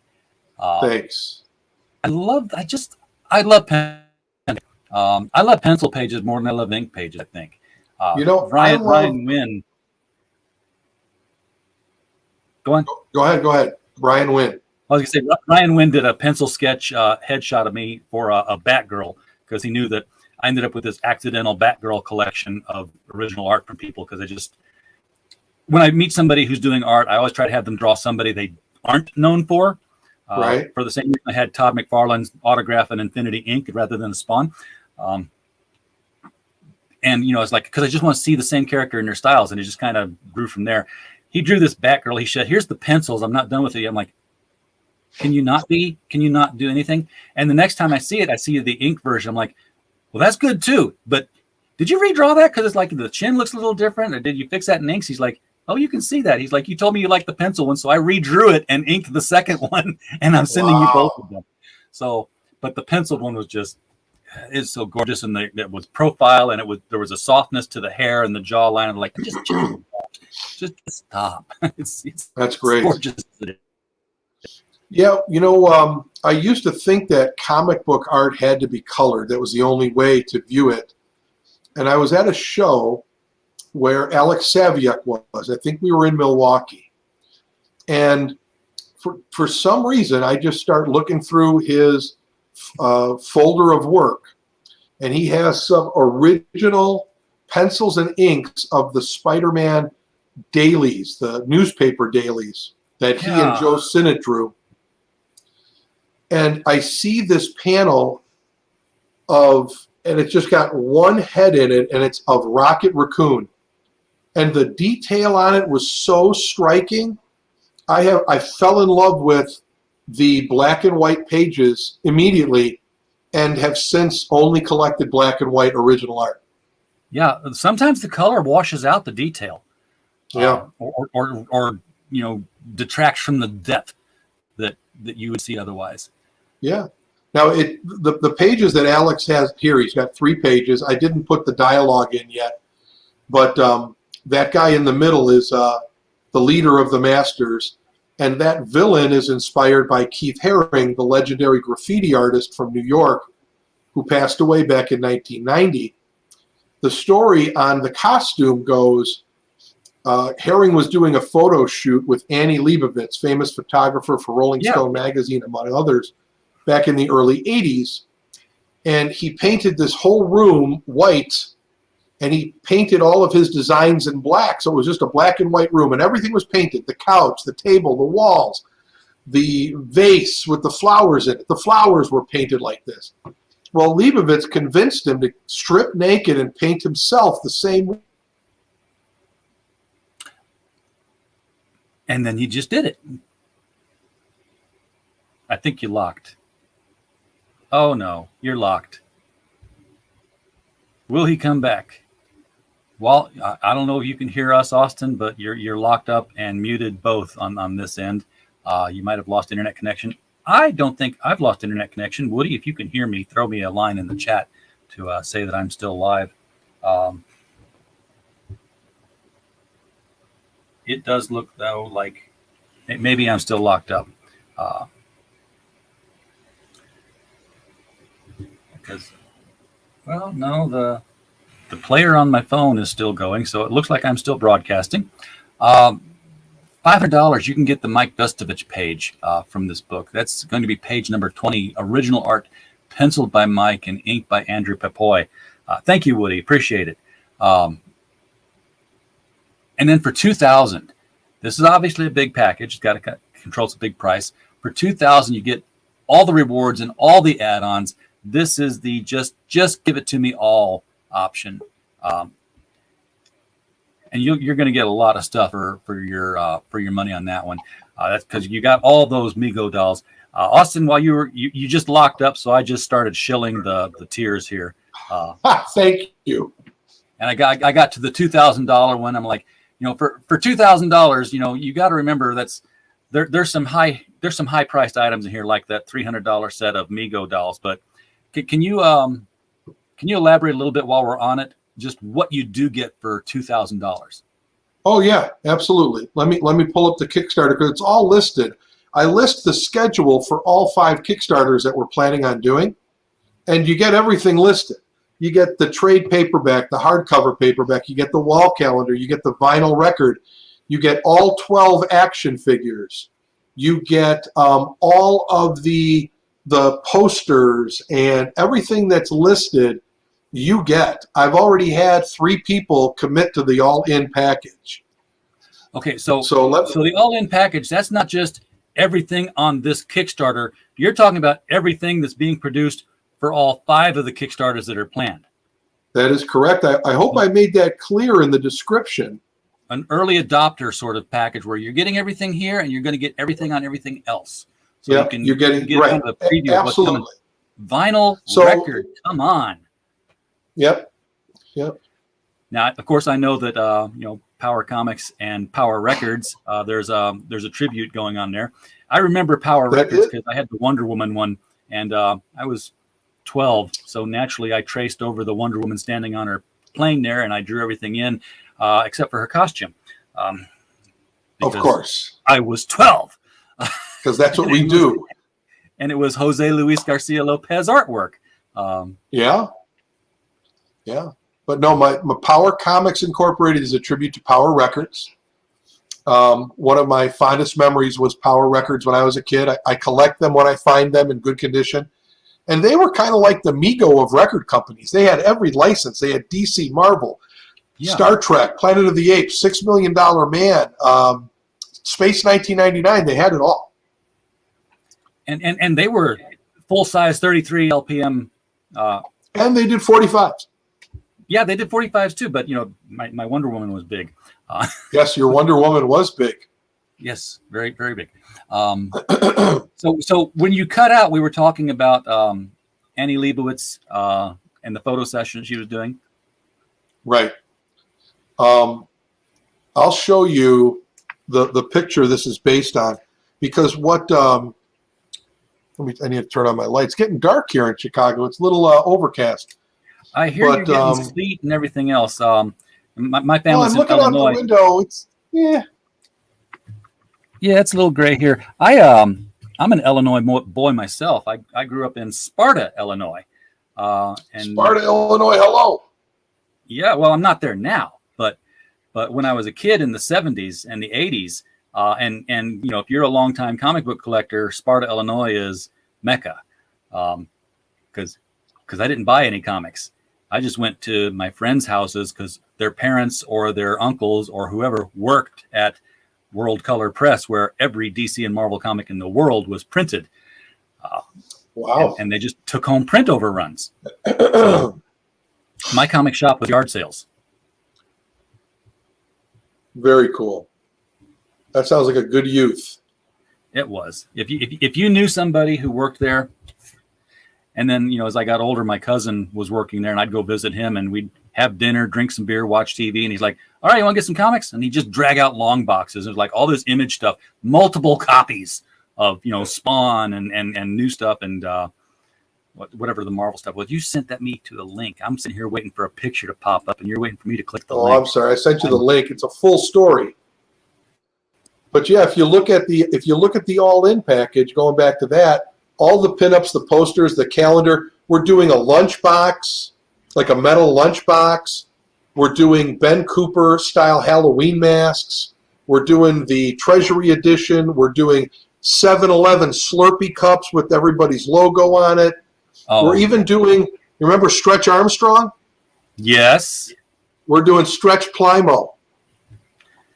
Oh, is that a stretch goal? That's a stretch goal. That's going to be on Kickstarter number 3. So what we did was, we originally threw, like I said, all the spaghetti at the wall. We were going all in on this stuff. And then when we stood back and we refocused, recalibrated, we decided that every issue that introduces a new character to the reader, that's when we're gonna put that stuff out. So issue 3, for example, that's when the reader is introduced to Airman, and also Airman, and I'm trying to think. Plymouth the Rubber Man.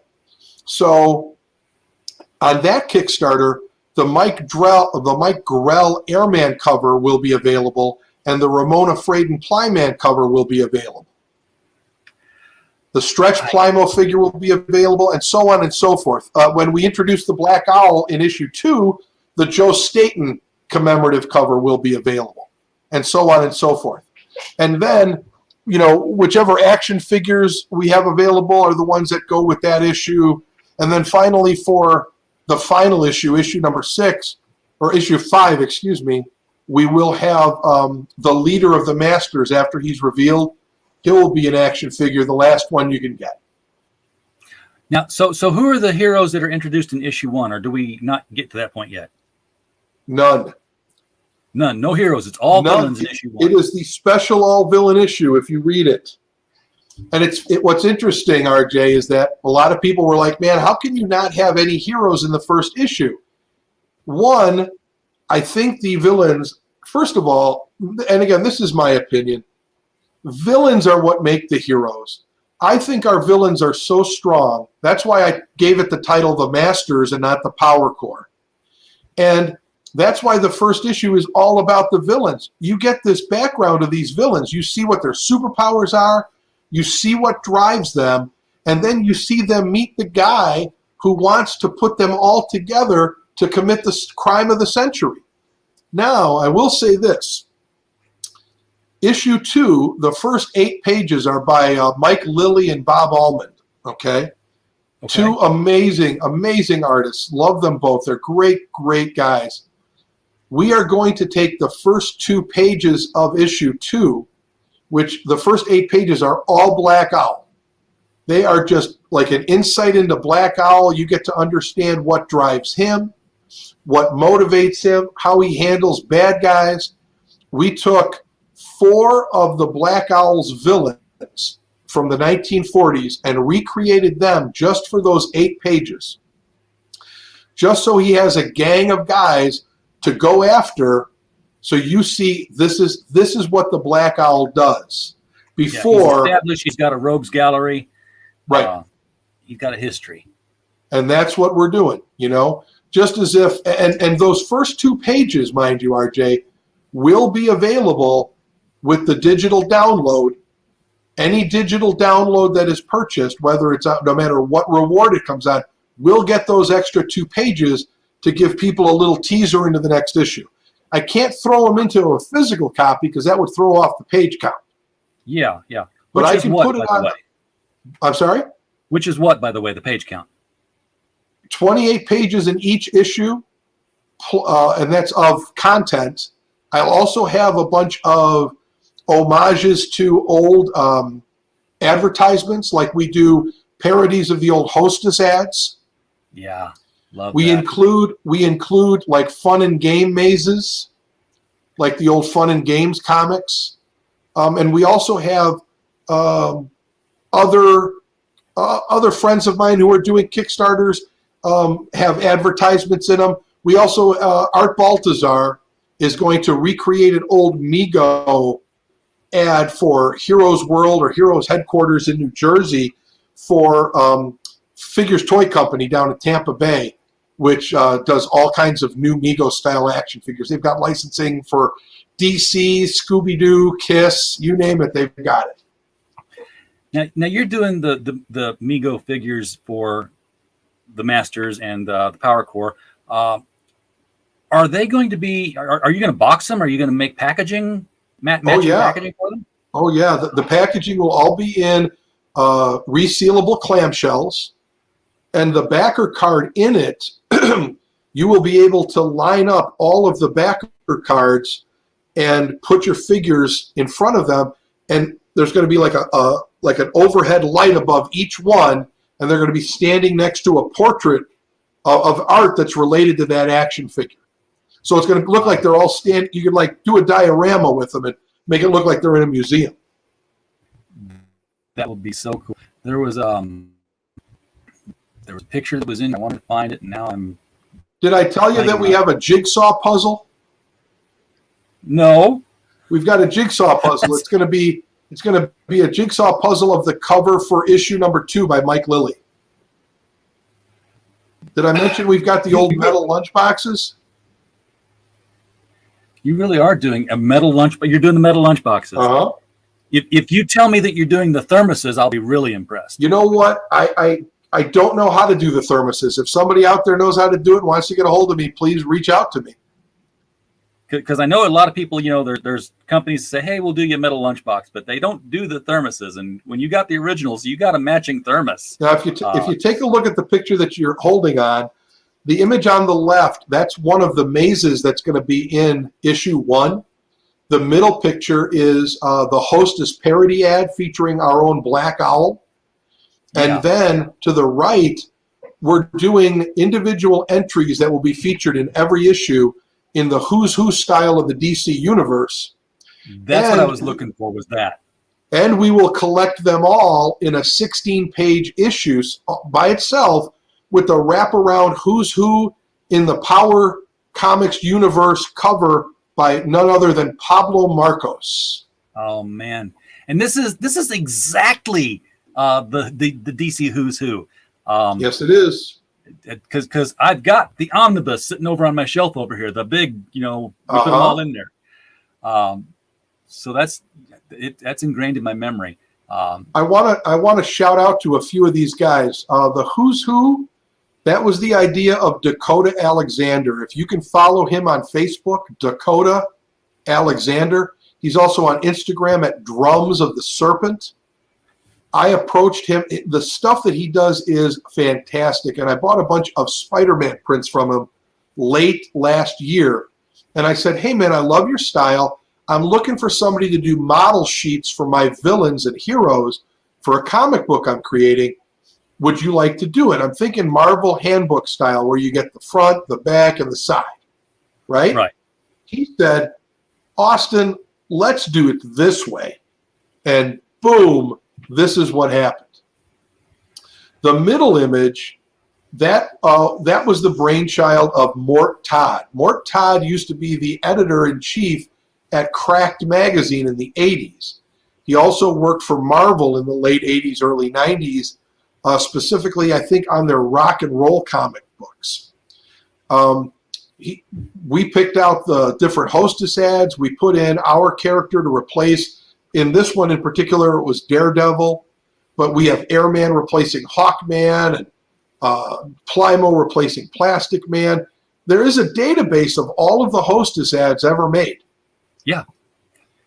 You wouldn't think there'd be that many of them, but there were. There was a crap load. You think they would have just made one and reused it?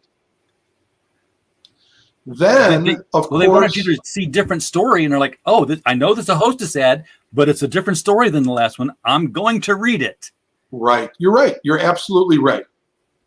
You're absolutely right. Now, the maze, that is done by the incredibly talented Joe Woes, W-O-S, and you can find him on Facebook, Joe Woes, or Maze Tunes, or Joe Woes, the Maze Maestro on Twitter and Instagram. He is definitely worth a follow as well. So those guys, their work on this series, this project, is as important and valuable to me as anything else. They have really stepped up their game for me, and I appreciate all of them. Now you brought up Cracked magazine. Have you taken this project to Don Chin?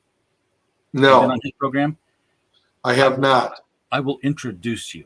I would appreciate that. Because Don Chin spent a lot of time at Cracked magazine, and now he's doing Parody Press crowdfunding. He just finished up Beardzerker, which was a parody of the Berserker comic that Keanu Reeves just did, and he also reproduced and added to X-Force with X-Force Reloaded, which was the parody he did in the 90s of the he did X Farce. Let me not trample on trademarks here. So yeah, it was Rob Liefeld's X Force, and he did it as X Farce with cable TV and Domino's. Only she's dressed in a pizza delivery outfit and stuff. But yeah, he would be very much a person you want to talk to, and probably the nicest guy in crowdfunding comics ever. Yeah. So I always say he's like the Mr. Rogers of crowdfunding. Would you like to see some more Who's Who pages? Absolutely. You got links, or you sharing pictures? I'll share some pictures to you. Now, Let me Woody, find I them remember first. Sylvester P. Smythe. I liked Sylvester P. Smythe more than I liked I can't remember his name now. The what me worry kid, Alfred E. Newman. Alfred E. Newman. Yeah, Sylvester Smythe was a blonde mopped janitor at Crack Magazine. He was always just on the cover and cleaning stuff up. Of course, I was introduced to Crack before I found Mad Magazine, and I think Mad Magazine was just a tad bit more adult than I was allowed to read at the time. Yeah, that and National Lampoons. Oh, well, now National Lampoon, that was what you read over at your friend's house, because you always had the cool friend who had the National Lampoon, like, there's boobs in this. Right. Absolutely. Okay, so here is the one with Airman. Let me see if I can. I should just be able to copy the link and send it over to you. Let's see. Yeah, that'll work. Let's see if this works. As long as I have permission to view it. You should. We'll see. Try to click on that, see if it works. I've got a picture. Here we have liftoff. There's the Airman, and he replaced Hawkman in this ad. And we played around with the concert goers and made them kiss. I like it. And you know, they're going to a cuss tour. Right. Here comes a Twister who replaced the Red Tornado in the only appearance Red Tornado had in a Hostess ad. I did not know that Red Tornado did in a Hostess ad. There he did. Oh, so they call him Twisty? Well, that's what Alan Weiss calls him. Oh, okay. And they're hostless. There's no host to these. Correct. Cupcakes. And yeah, this is awesome. This is bringing back all kinds of memories. My friends were just sharing in a Discord the original Hostess cupcake ads and what have you. So this is going to be fun. Every bite is so darn right with hostless cake cups. I just sent you the one for Arrow and Plymo the Rubber Man. So there's 5. There's one for each issue. The Arrow one is here. Interplanetary Panic.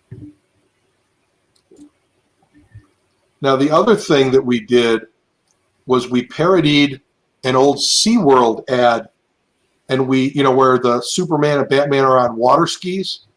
Yes. Oh, I remember that.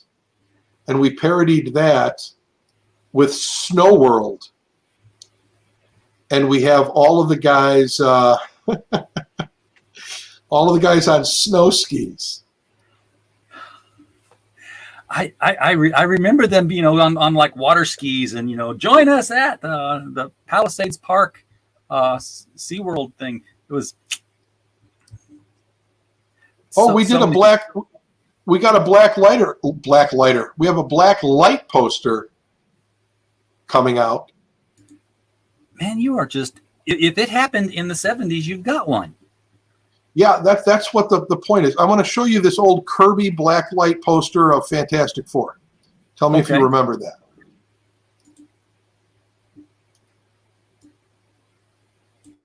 Actually do not remember that, but wow, that would really pop under a black light. So most of the black light posters I saw were black velvet. Right. So here is the amazingly talented Tom Morgan's version of that poster, but with the power core. You ready? I'm ready. Here it comes. Oh, okay, folks. Keep this picture in mind.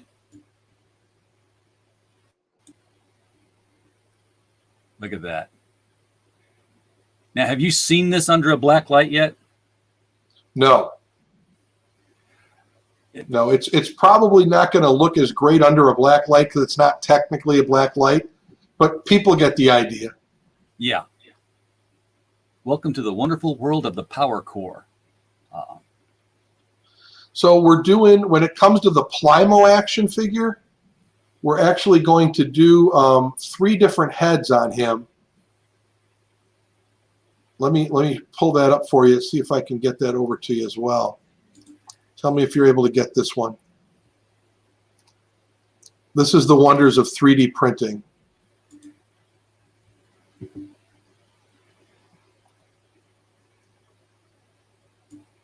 Oh my God. Did that come through? Yeah, that came through. So Plymouth will come with 3 heads. You can have the regular head, the extended neck, and then the corkscrew neck. Now that's his Migo body too. That's not the Stretch Armstrong one, or is That's his Migo body, right? I'll show you the Plymouth Maze that Joe Woes did. Here it comes. I had the Plastic Man Superpowers figure. I had all the Superpowers figures almost, and now I have none. But yeah, I used to squeeze his legs together and his head would go boom, up like that. Right. Yep. So I just sent you a link for the Plymouth Maze that Joe Woes did.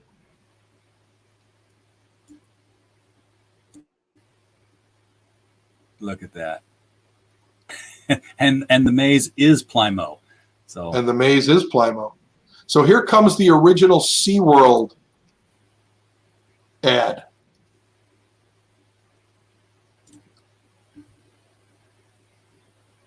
Let me know when you get it. I got it. Now you want to remember see this. You want to see Snow World?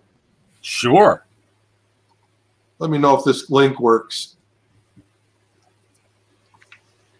You should see a lot of good stuff in this ad.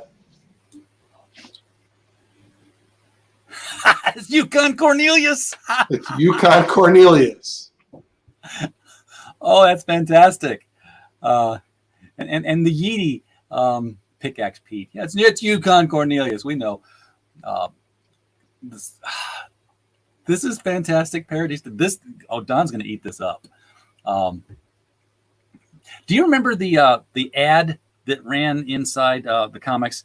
It was like they were going to do a superhero theme park. And it was going to be at Coney Island or something. There was a coupon that you clipped out, and it was like 25 cents admissions to the Palisades Park Superman theme park kind of thing. I don't know if that ever got built or not. I don't remember that. I do not. I wish I did. So I sent you a couple of links. The first one is to, that's to the Masters group page that will be in the Who's Who book, but that's based on the link right before it, which is the Royal Flush Gang from DC's Who's Who.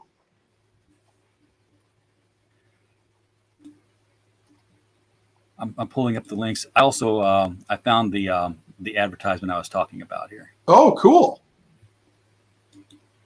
Then I'm going to show you a little Easter egg that I forgot about. The name of the detective agency that the Black Owl's girlfriend works for.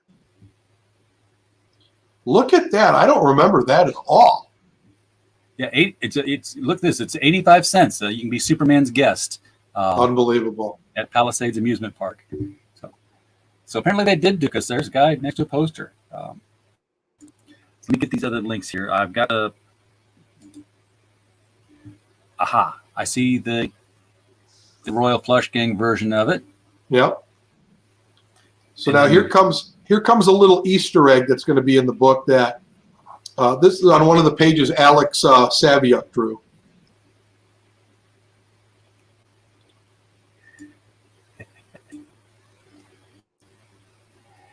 Private investigators. Ween Cockerman Toth. Not bad, huh? Yeah, I love it. I love these Easter eggs. Here comes a splash page from Bob Hall where we first see the inside of the Owl's Nest headquarters.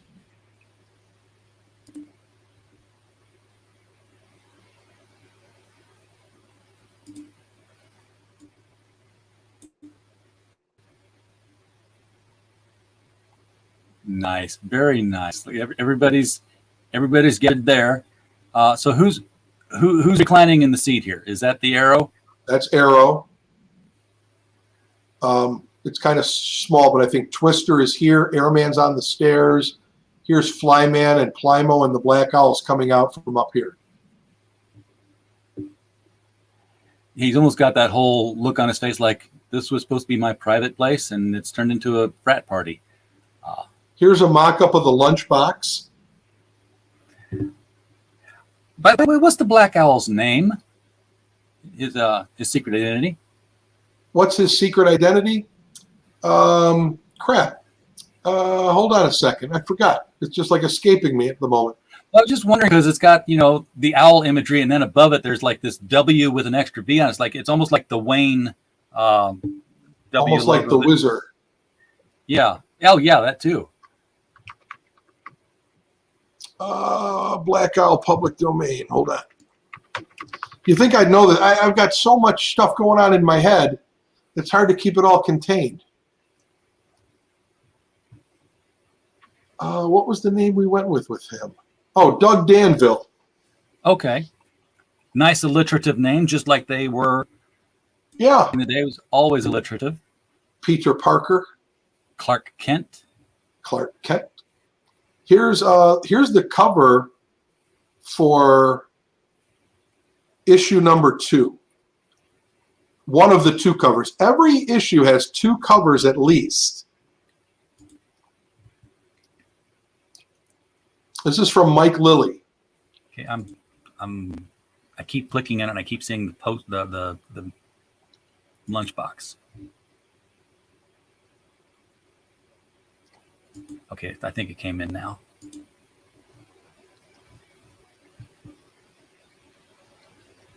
Yes, there we go.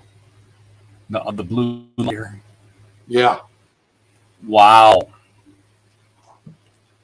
So you could see Black Owl is the centerpiece, and he's got one guy in each hand, and then a guy in the foreground falling backwards. Now, the villains in Golden Age, I mean, so many were based on, famous monsters, the Mummy, Wolfman, vampires, Frankenstein. 3 of the 4 villains he's facing are monster-related. The Wolfman, Frankenstein, and the Mummy. Yeah, I can see that there. So Mike Lilly was tasked with updating those villains to make them look more realistic and more modern, because the green mummy back in the 1940s was just simply a green mummy. That's not going to fly. Not today. Not today. I just sent you the Ben Cooper Halloween mask for the Black Owl. I was going to ask, are the when you introduce the heroes, this is one of those things that's probably not doing it, but RJ throws ideas out. Are you going to do an alternate cover of connecting covers? So you can have, the Black Owl, Plymo, and just kind of and it makes the one, like the X-Men #1. Remember how that... Right. No, we're not doing that. I think they also did it with Justice League Detroit. Yes, that was the first time I ever saw that done. It was a 2x2. I loved that thing. Chuck Patton did that. Yeah. So fabulous idea. That's the Ben Cooper Halloween mask. We're going to do Halloween masks for all 6 of the superheroes and the leader of the Masters. Wow. So now the leader of the Masters is going to be a big enough character to merit getting a mask of. Oh, yeah, you will. You might want to dress up as him for Halloween. Is he also based on an artist, or is he based on a historical figure of some note? He is a fictional character that you would know from literature. Public domain villain. Got it. So let me be clear on this. Is he based on the fictional character, or is he the fictional character? He is the fictional character. Got it. Going to look forward to that. Got a year to wait, folks. It's going to be a lot of comics and a lot of stuff coming out between here and there. Honest to God, RJ, if we raise money like we've been raising, we might be able to get this done faster. You have to remember that all 5 issues are in some form of completion already because we've been working on it for a year. Because you've got 5 different artists and art teams doing it all simultaneously. Absolutely. Yeah, issue 4 is probably the one that's closest to completion, believe it or not. That's the way to do it. I mean, you don't get the money and then start the work. Miskatonic High is a crowdfunded series that I absolutely love. I've got all 13 issues of it. That's how long they've done it. But wow. It didn't take that long because there's a book every 3 months. They did 5 books, and then said, okay, now we can start crowdfunding book 1 when they had 5 done. And it was like, we'll just always stay ahead of the game this way, and it's been working for Mike Shea. In fact, they might be one of the nominees for best comic of 2021. I don't know. You'll have to see the list later today. That's awesome. This is gorgeous. This is nostalgia. Those old Hollywood Land or Halloween Land masks. I can't remember the name now. There used to be Hollywood costumes, I think. But it was, you got it in a box with the cellophane window and the mask was on the top and the plastic, not flame retardant costume was underneath. You stepped into this plastic onesie and you got candy. Yeah. Oh, remember them well. They actually make them. Ben Cooper was the main one, but there was another one. I wish I could remember the darn manufacturer. I forget. But I just sent you a link of us producing a 3D version, 3D printed version of Black Owl's mask that we used to form with the plastic, the real mask. So that's one solid giant piece that we had to break apart, sand down, and then we did the form, the vacuum forming over it with the mask. Oh, and there's this is how my eyes work, Austin. Great big picture of Black Owl. There's a Migo Batgirl in the back. Yes, that's where my eye went. That's right. And that's a card that was produced by Art Baltazar. You could see his art right above her head. Oh man. Okay. I'll look for that. The only Migo I ever had was Aquaman. I got it for Christmas when I was like 6 years old, I want to say. He came in the box, not in the card. So yeah, that was one of the first ones. Man, I wish I'd. Would you like to see the wraparound? Oh yeah, all of us do. Would you like to see the wraparound cover for the Who's Who comic? Of course. From Pablo Marcos. Here it comes. Now, these are all Facebook links here, so I'm guessing if people were to follow you on Facebook, they would get to see all of these again if they want to. Facebook, Instagram, and Twitter. Look at that! Oh man, that's everybody, folks. So in here you have all of the heroes and villains, and then you've got the ancillary characters. You've got the Black Owl's fiance. You've got the general who is after Graffiti, the Keith Haring character, and then you've got the Black Owl's best friend, who is a newspaper reporter. And of course, the hands and face are blanked out on your villain, your main. Yes. This is gonna be cool. Yeah. I told you about the David Letterman cover, right? Yes, you told me. I haven't seen it. Want to see Has it? anybody seen this yet? I'll send you the original too.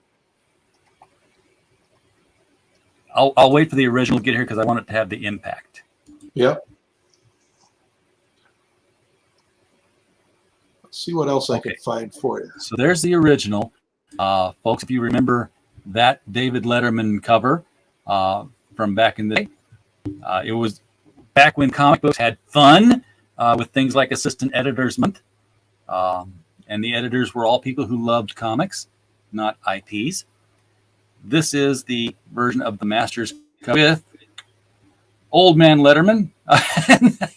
Okay, I forget who your Adam parallel is here. He's caught in Dave's beard. Flyman. Flyman is trapped in David Letterman's beard. Yeah, this is the fun stuff. This is when comics, made you, first of all, had pulse pounding action and you were still smiling the whole time. Yeah, this was when comics didn't involve giraffe tongues. Oh, yeah, giraffe tongues. But we won't talk about that. We're just going to leave that as an Easter egg. I probably have at least 100 more hate tweets on my timeline since we've been talking because it's been going on all night. And as you can see, I'm real broken up about it. Oh, this is great. I'm just like scrolling through all these photos I have. This is the first and only appearance of Plymo the Rubber Man in CMO Comics back in 1941.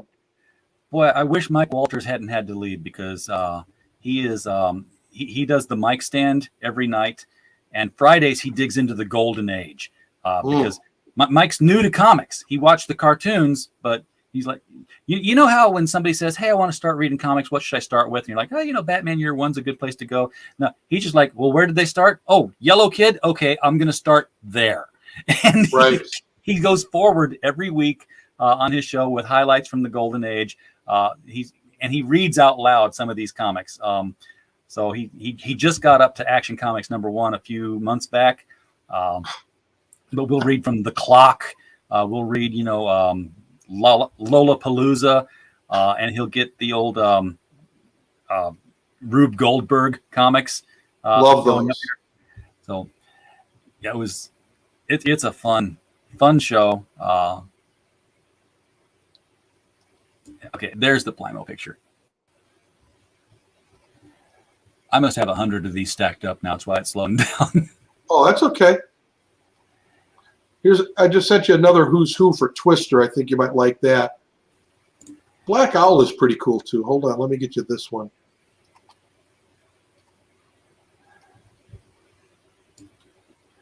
And we can compare that to the original Black Owl. I'm sending you the Who's Who Black Owl and then the first appearance of the Black Owl in 1940. Okay. So here's the first appearance, Black Owl, in Prize Comics. And again, Mike would be all over this. Woody, you'll have to tell Mike to come back and watch the last half of the show here.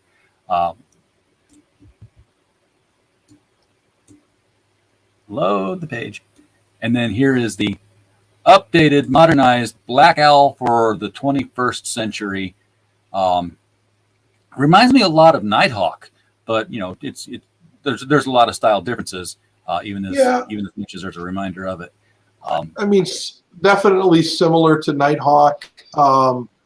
It's the Black Owl. It's like they're Black Owl, Batman, Nighthawk. They're all so similar in so many ways. Same archetype. They really are. They really are. And you do your best to give it, your own signature. Hopefully, we've done that with him.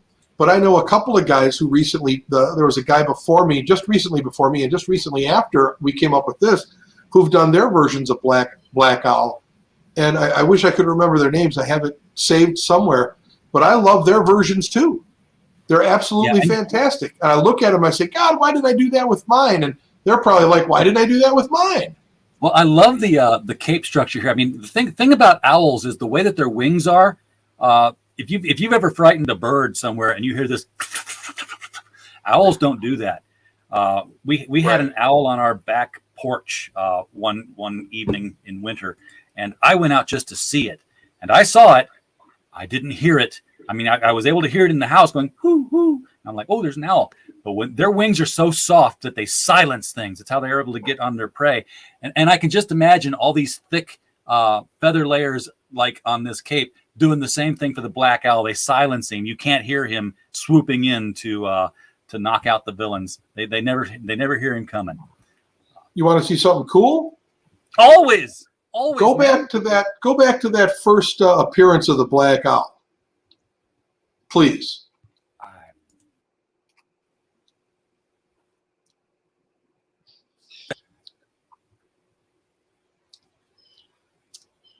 I was able to get Joe Staten of E-Man and Dick Tracy fame to recreate this cover. You want to see his pencils? Yes. Yes. Here they come. Joe Staten's another longtime master.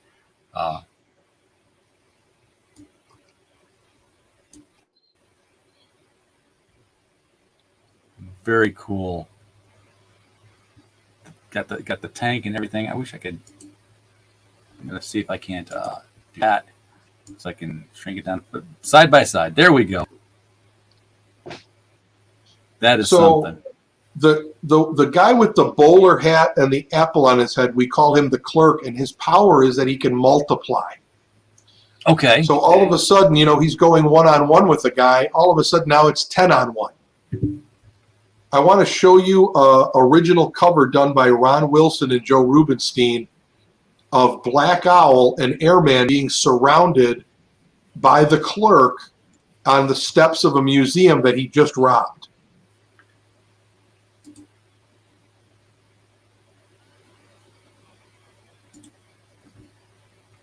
It's coming.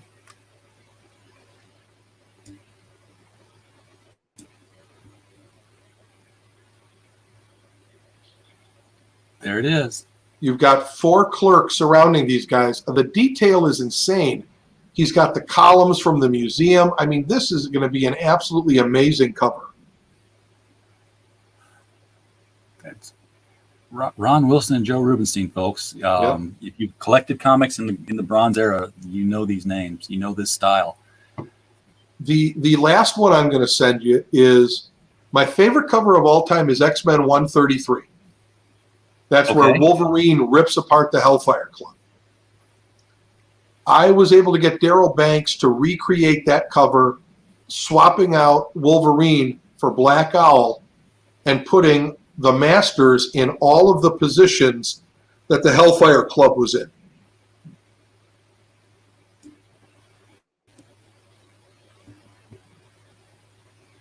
That's amazing. And you see in the lower right-hand corner the foot of some guy, the leg? Yep. Well, there was a leg and foot in the original Byrne Austin cover. So that's the leg of the leader of the Masters, whose identity will not be revealed. We're going to be thinking about it, though. We're going to be thinking long and hard about it. You got I'll give one you other some character hints. that we've not talked about and what their abilities are, and that is Panorama, who is Ansel Adams. Panorama has a magic camera that sucks you into it. And inside, you are encountered with a black and white world of nature, just like Ansel Adams' pictures. So everything is in black and white and shades of gray, and everything is mountains and waterfalls and forests and wildlife and wild animals. And you have to find your way out. Hopefully. Right. That's the key. You have to find your way out. This is going to be so much fun, Austin. I cannot wait for this book to come out. And I appreciate the kind words. Oh, you want to see something really? You want to see something really cool? Why not? Yes, keep it coming. It's all really cool, right? So I had an artist pull out on me. He couldn't do the work in the time that we needed it done. And Alex Saviuk said, here's Tom Grummett's phone number. Call Tom. And I'm like, okay. And I told Tom, I said, Tom, this is the only section of the comic book. It's 13 pages long. It's the only section that I did not script. I just have guidelines and ideas. Like, this is who's going to do battle. It's the climactic fight scene. This guy's going to fight this guy. This is how I want it to start. This is how I want it to end. And I said, can you work with it like that? Because the last guy, that's how he wanted to do it. And it was so funny. I could just see Tom. I could feel his eyes looking at me over the phone like, kid, do you know who you're dealing with? And he's like, yeah, man, I can do that. Just tell me what you want. And honestly, they're some of the best pages that have been done in this comic book. These are going to be in issue number 5, but this is the climactic confrontation scene where all the bad guys and all the good guys finally meet each other as groups.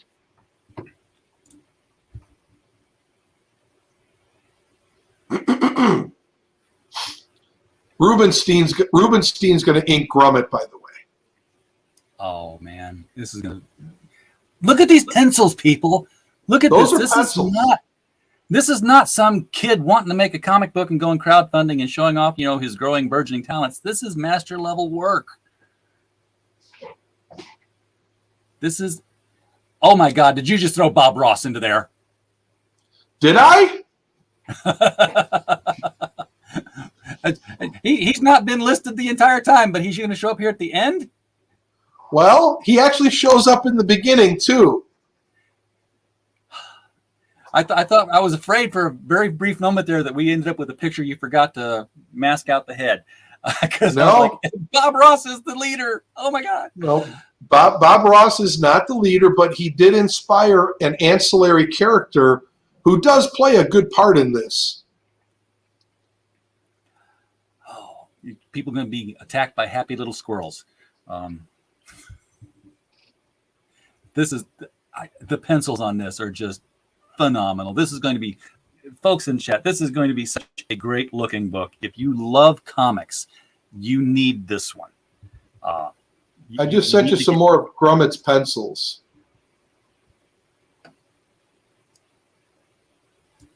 I'm going to send you some of Alan Weiss's pencils because they're insane. Oh, here's some more Grummet. This is good stuff. You're going to love this. By the way, Twister has his gun. It's a cycloblaster.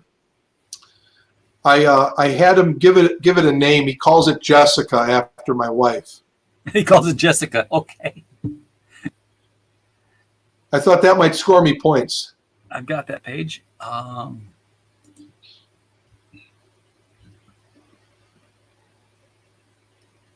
want to find some of Alan Weiss's pencils. Some of the sketches he originally sent me. Man, this is fantastic stuff. Hold on, I got a real cool shot from Chuck Patton I'm going to send you right now. This is going to be the cover of the record album.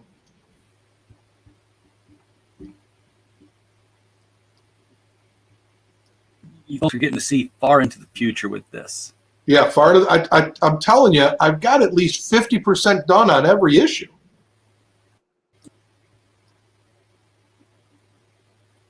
There's the record album cover. That originally is the Batman record album where Batman comes swinging in and he's surrounded by his villains. Yep. So when Alan Weiss told me that he wanted to recreate the character, the superhero character guest starring in his chapter, the Twister, the next morning I woke up to this. You ready for this? I'm ready. This is what I woke up to probably the third week of October of last year, 2020, I should say. That was in my inbox. Oh wow, that is Alex Toth level work here. And then the next day I had these images from Alan. He redesigned Black Owl as well. And these are the pencil sketches.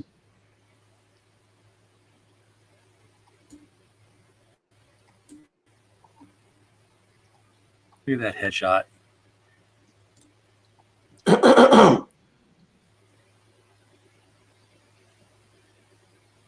I'm making sure. And then he sent me this one of the villain, Monsieur Petit Renard, which means Mr. Little Fox in French.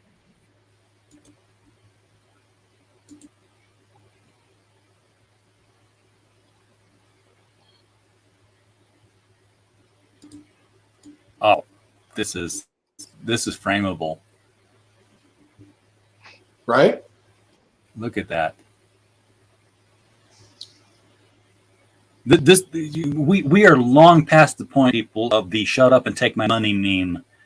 Nice. You should already have gotten your receipt from Kickstarter and you're just watching for fun at this point. Well, I love the fox head on the stick. Yes, right. And Well, Woody looks like he's a he's scrappy fighter. Listen, he's undefeated. He's undefeated. Let me find his who's who so you can see what he looks like in full body. There he is. Hold on. And I like that a lot of these characters don't really have a costume other than the fact that they look like, either the painting or the painter from which they were inspired. This is not a costume. No, but it's still appealing to the eye, right? Yeah, very. It's a look. It's a look.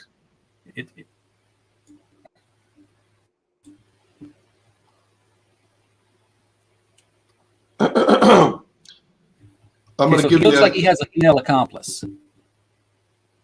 No, well, that's who taught him everything he knows. So if you read the backstory, she was undercover as a dancing girl at the Moulin Rouge, and he was just this terrible artist who was drinking his life away, being bullied by everybody, and she taught him to grow some stones, and she taught him everything. Now we see him fighting Twister and Black Owl here at the bottom, but there's a character here at the top he's fighting. Not part of the Power Core team that we know of. Nope, that guy's from the Golden Age, and the gal is from the Golden Age too. Oh man, this is you've done so much research on this. Thank you. I'm going to show. And the name is Monsieur Petit Renard in blue, white, and red. He is French all the way through and through. Correct. I'm going to send you a cover of Airman on Detective Funnies from 1942. I think this is the last appearance he ever had on a cover. And then I'm going to send you the Mike Grell reboot, because I know how much you like Mike. Oh God. Every 2-page spread he did in Warlord was just a masterpiece of comic art. Well, you want to see a masterpiece. And the original art will be available on Kickstarter #3 for sale.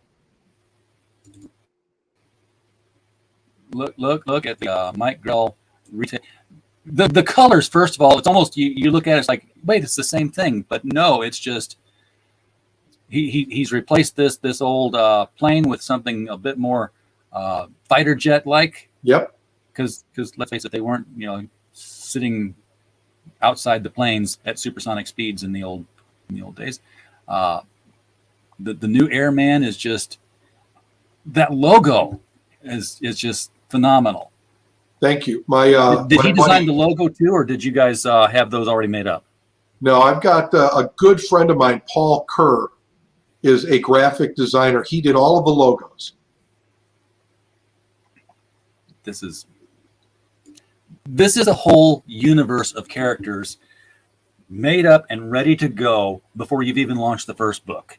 Right. There's so much crafting and planning going on in this, and so many talented, notable authors and or artists rather. I hate to use the phrase "too big to fail," but you never know. The next link I sent you was me and Mike together at Wizard World holding the originals and the sketch.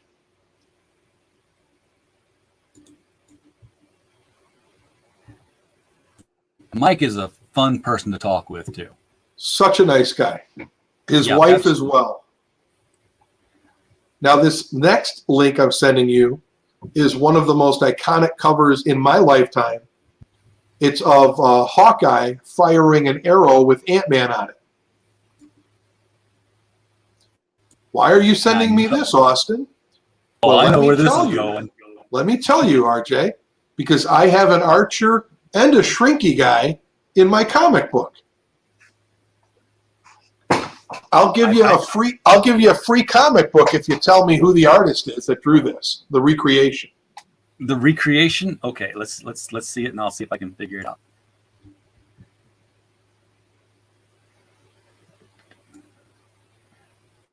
Couldn't I just read the signature? Oh, yeah, you probably could. Damn it. Sorry. Besides that, it's up here too. Ed Hannigan. Yeah, it's Chuck Patton. Yeah, I know who this is. There you go.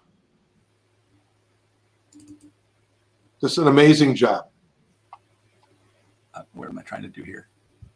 Where's my mouse? There it is.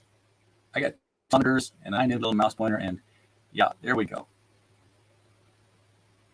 I love cover recreations, especially when you're not like, exact line by line recreations, but it's like you can still tell, oh, you're doing that. Yeah. What Chuck did, it was cool. He didn't lay Flyman down. He stood him up because that's a classic pose of Flyman, believe it or not. If Flyman could have a classic pose, that's it. In one of his comic books. I'm trying to find the image to show you. Oh, here it is. Hold on one second. This is probably, Flyman's most recognizable image. And Chuck got as close to this as possible. That's coming as the original Flyman. All right.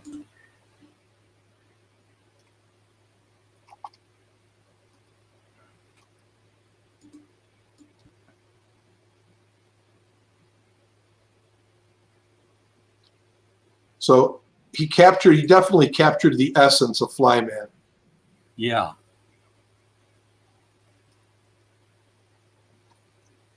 And he was a shrinking character. Probably looks like he might have been shrinking. Do you have a date on him? Was he shrinking before Dollman?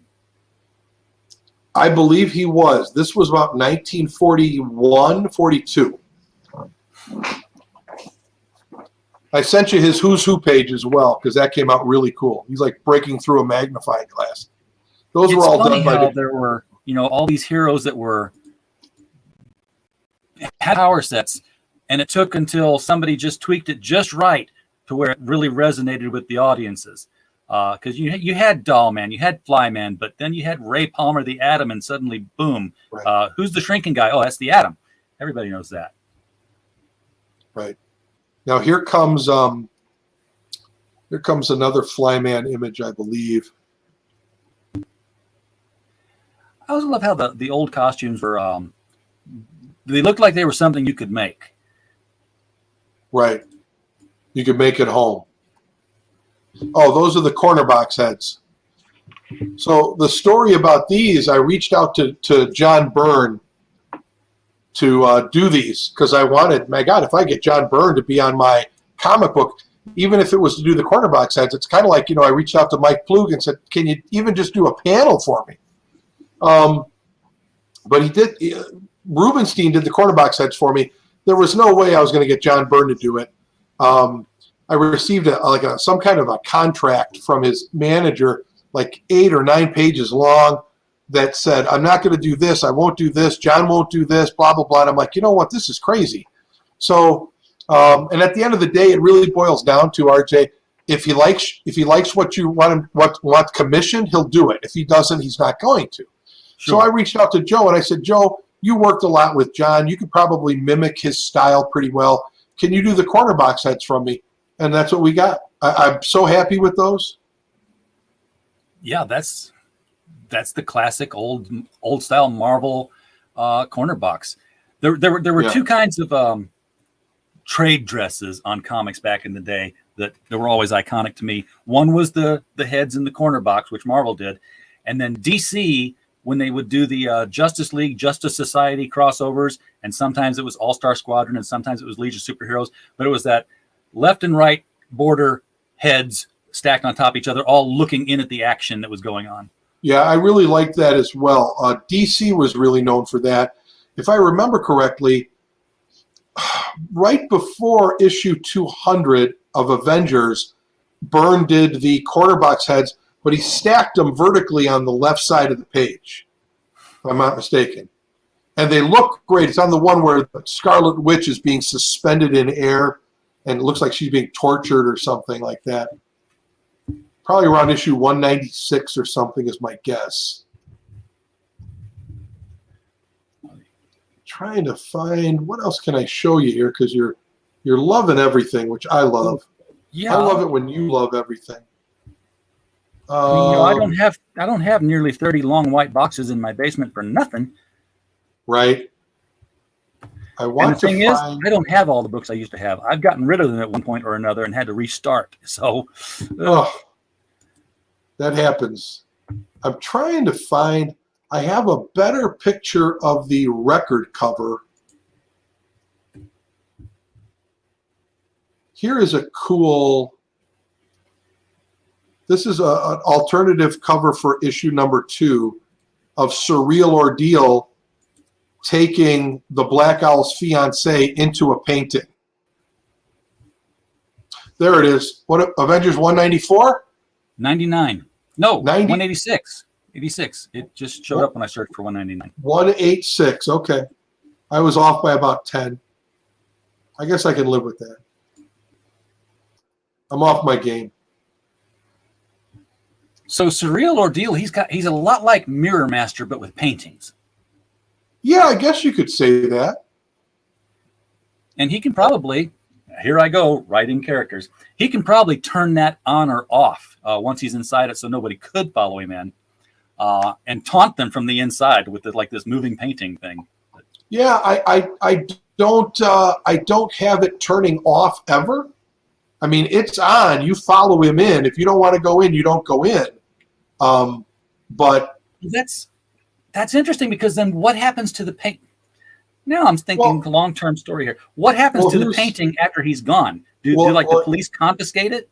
Well, it's funny that you asked that. It's a great question. We never see what happens to the painting when he's gone because every time he goes into a painting, people follow. And then we see them come out of the painting or find a way to get out of the painting. I guess in the future, I would have to have some kind of a situation. I didn't have enough panels to, have it shrink and go away or form glass over it. But that's a good, because everything happens in the painting and then they get out of it. Yeah, so the police could have like a whole storeroom of all of Surreal Ordeal's paintings, right. And they're still active. you could turn them facing each other and have him leading one and get trapped in the next one. You have found the proverbial plot hole. Oh, it's not a plot hole. It's just an unexplained. It's an unexplained feature. Here are some Alan Weiss pencils. This is the Twister trying to stop Monsieur Petit Renard. Okay, I clicked. Open the window.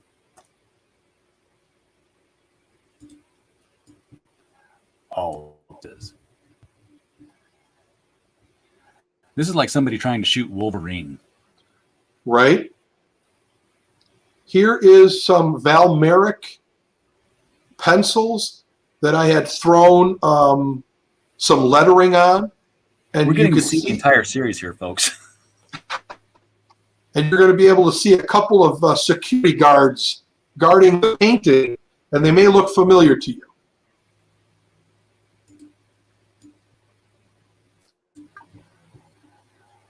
Well, here's another fine mess you've gotten us into. You got it. And they're the ones getting sucked into the panorama camera. That's right. Now here's a nice little Ollie and Stanley. Yeah. Yep. And then here's a nice panel I put together with all of the superhero Who's Who pages. And then I'll close with all of the villain Who's Who pages. Just a little, like a wallpaper I put together. There we go. All 6 of the heroes. I love the Who's Who pages. Yeah. They pop. Yeah. Whoever came up with the design layout for this for DC, they did it right. Yeah, I agree. And then the masters themselves: Graffiti, the Clerk, Monsieur Petit Renard, Panorama, and Surreal Ordeal. This is Austin. I'm speaking, man. This is just too much cool stuff. I I feel like I've gone back to being 13, 14 and reading good comics again. Well, I have no doubt that people are going to enjoy the story. I think that they're going to find the nuances in the story really pull on the heartstrings. When they see, Ween, Cockrum, and Toth on the door as private investigators, they're going to be like, oh yeah, I get that. That's cool. When they see, little tributes to Norm Brayfogle or Bob Kane and Bill Finger, they're going to say that's cool. When they see all of the culture and the art that has inspired this with all of the artists, I pay tribute to all of the original artists and creators of the original Golden Age heroes. All of the cities and the museums, everywhere you go, is named after the different artists who originally created these guys, or the publishing companies like Prize Comics or Centaur Publishing. Sam Glanzman, the creator of Flyman, his name is on the wall of one of the portraits. That's Sam Glanzman. So there's a little bit for everybody. People who love, 19th century literature are going to say, wow, this is really cool. People who love Bob Ross, they're going to be like, hey, I know that guy. And again, it's not Bob Ross. It was inspired by him. Exactly. Yeah, because you can't. Yeah, I'm not going to put Bob Ross in my book, but there's going to be somebody who's a character who's inspired by him. Like we were talking earlier about cameos and stuff. Yeah, cameos are cool.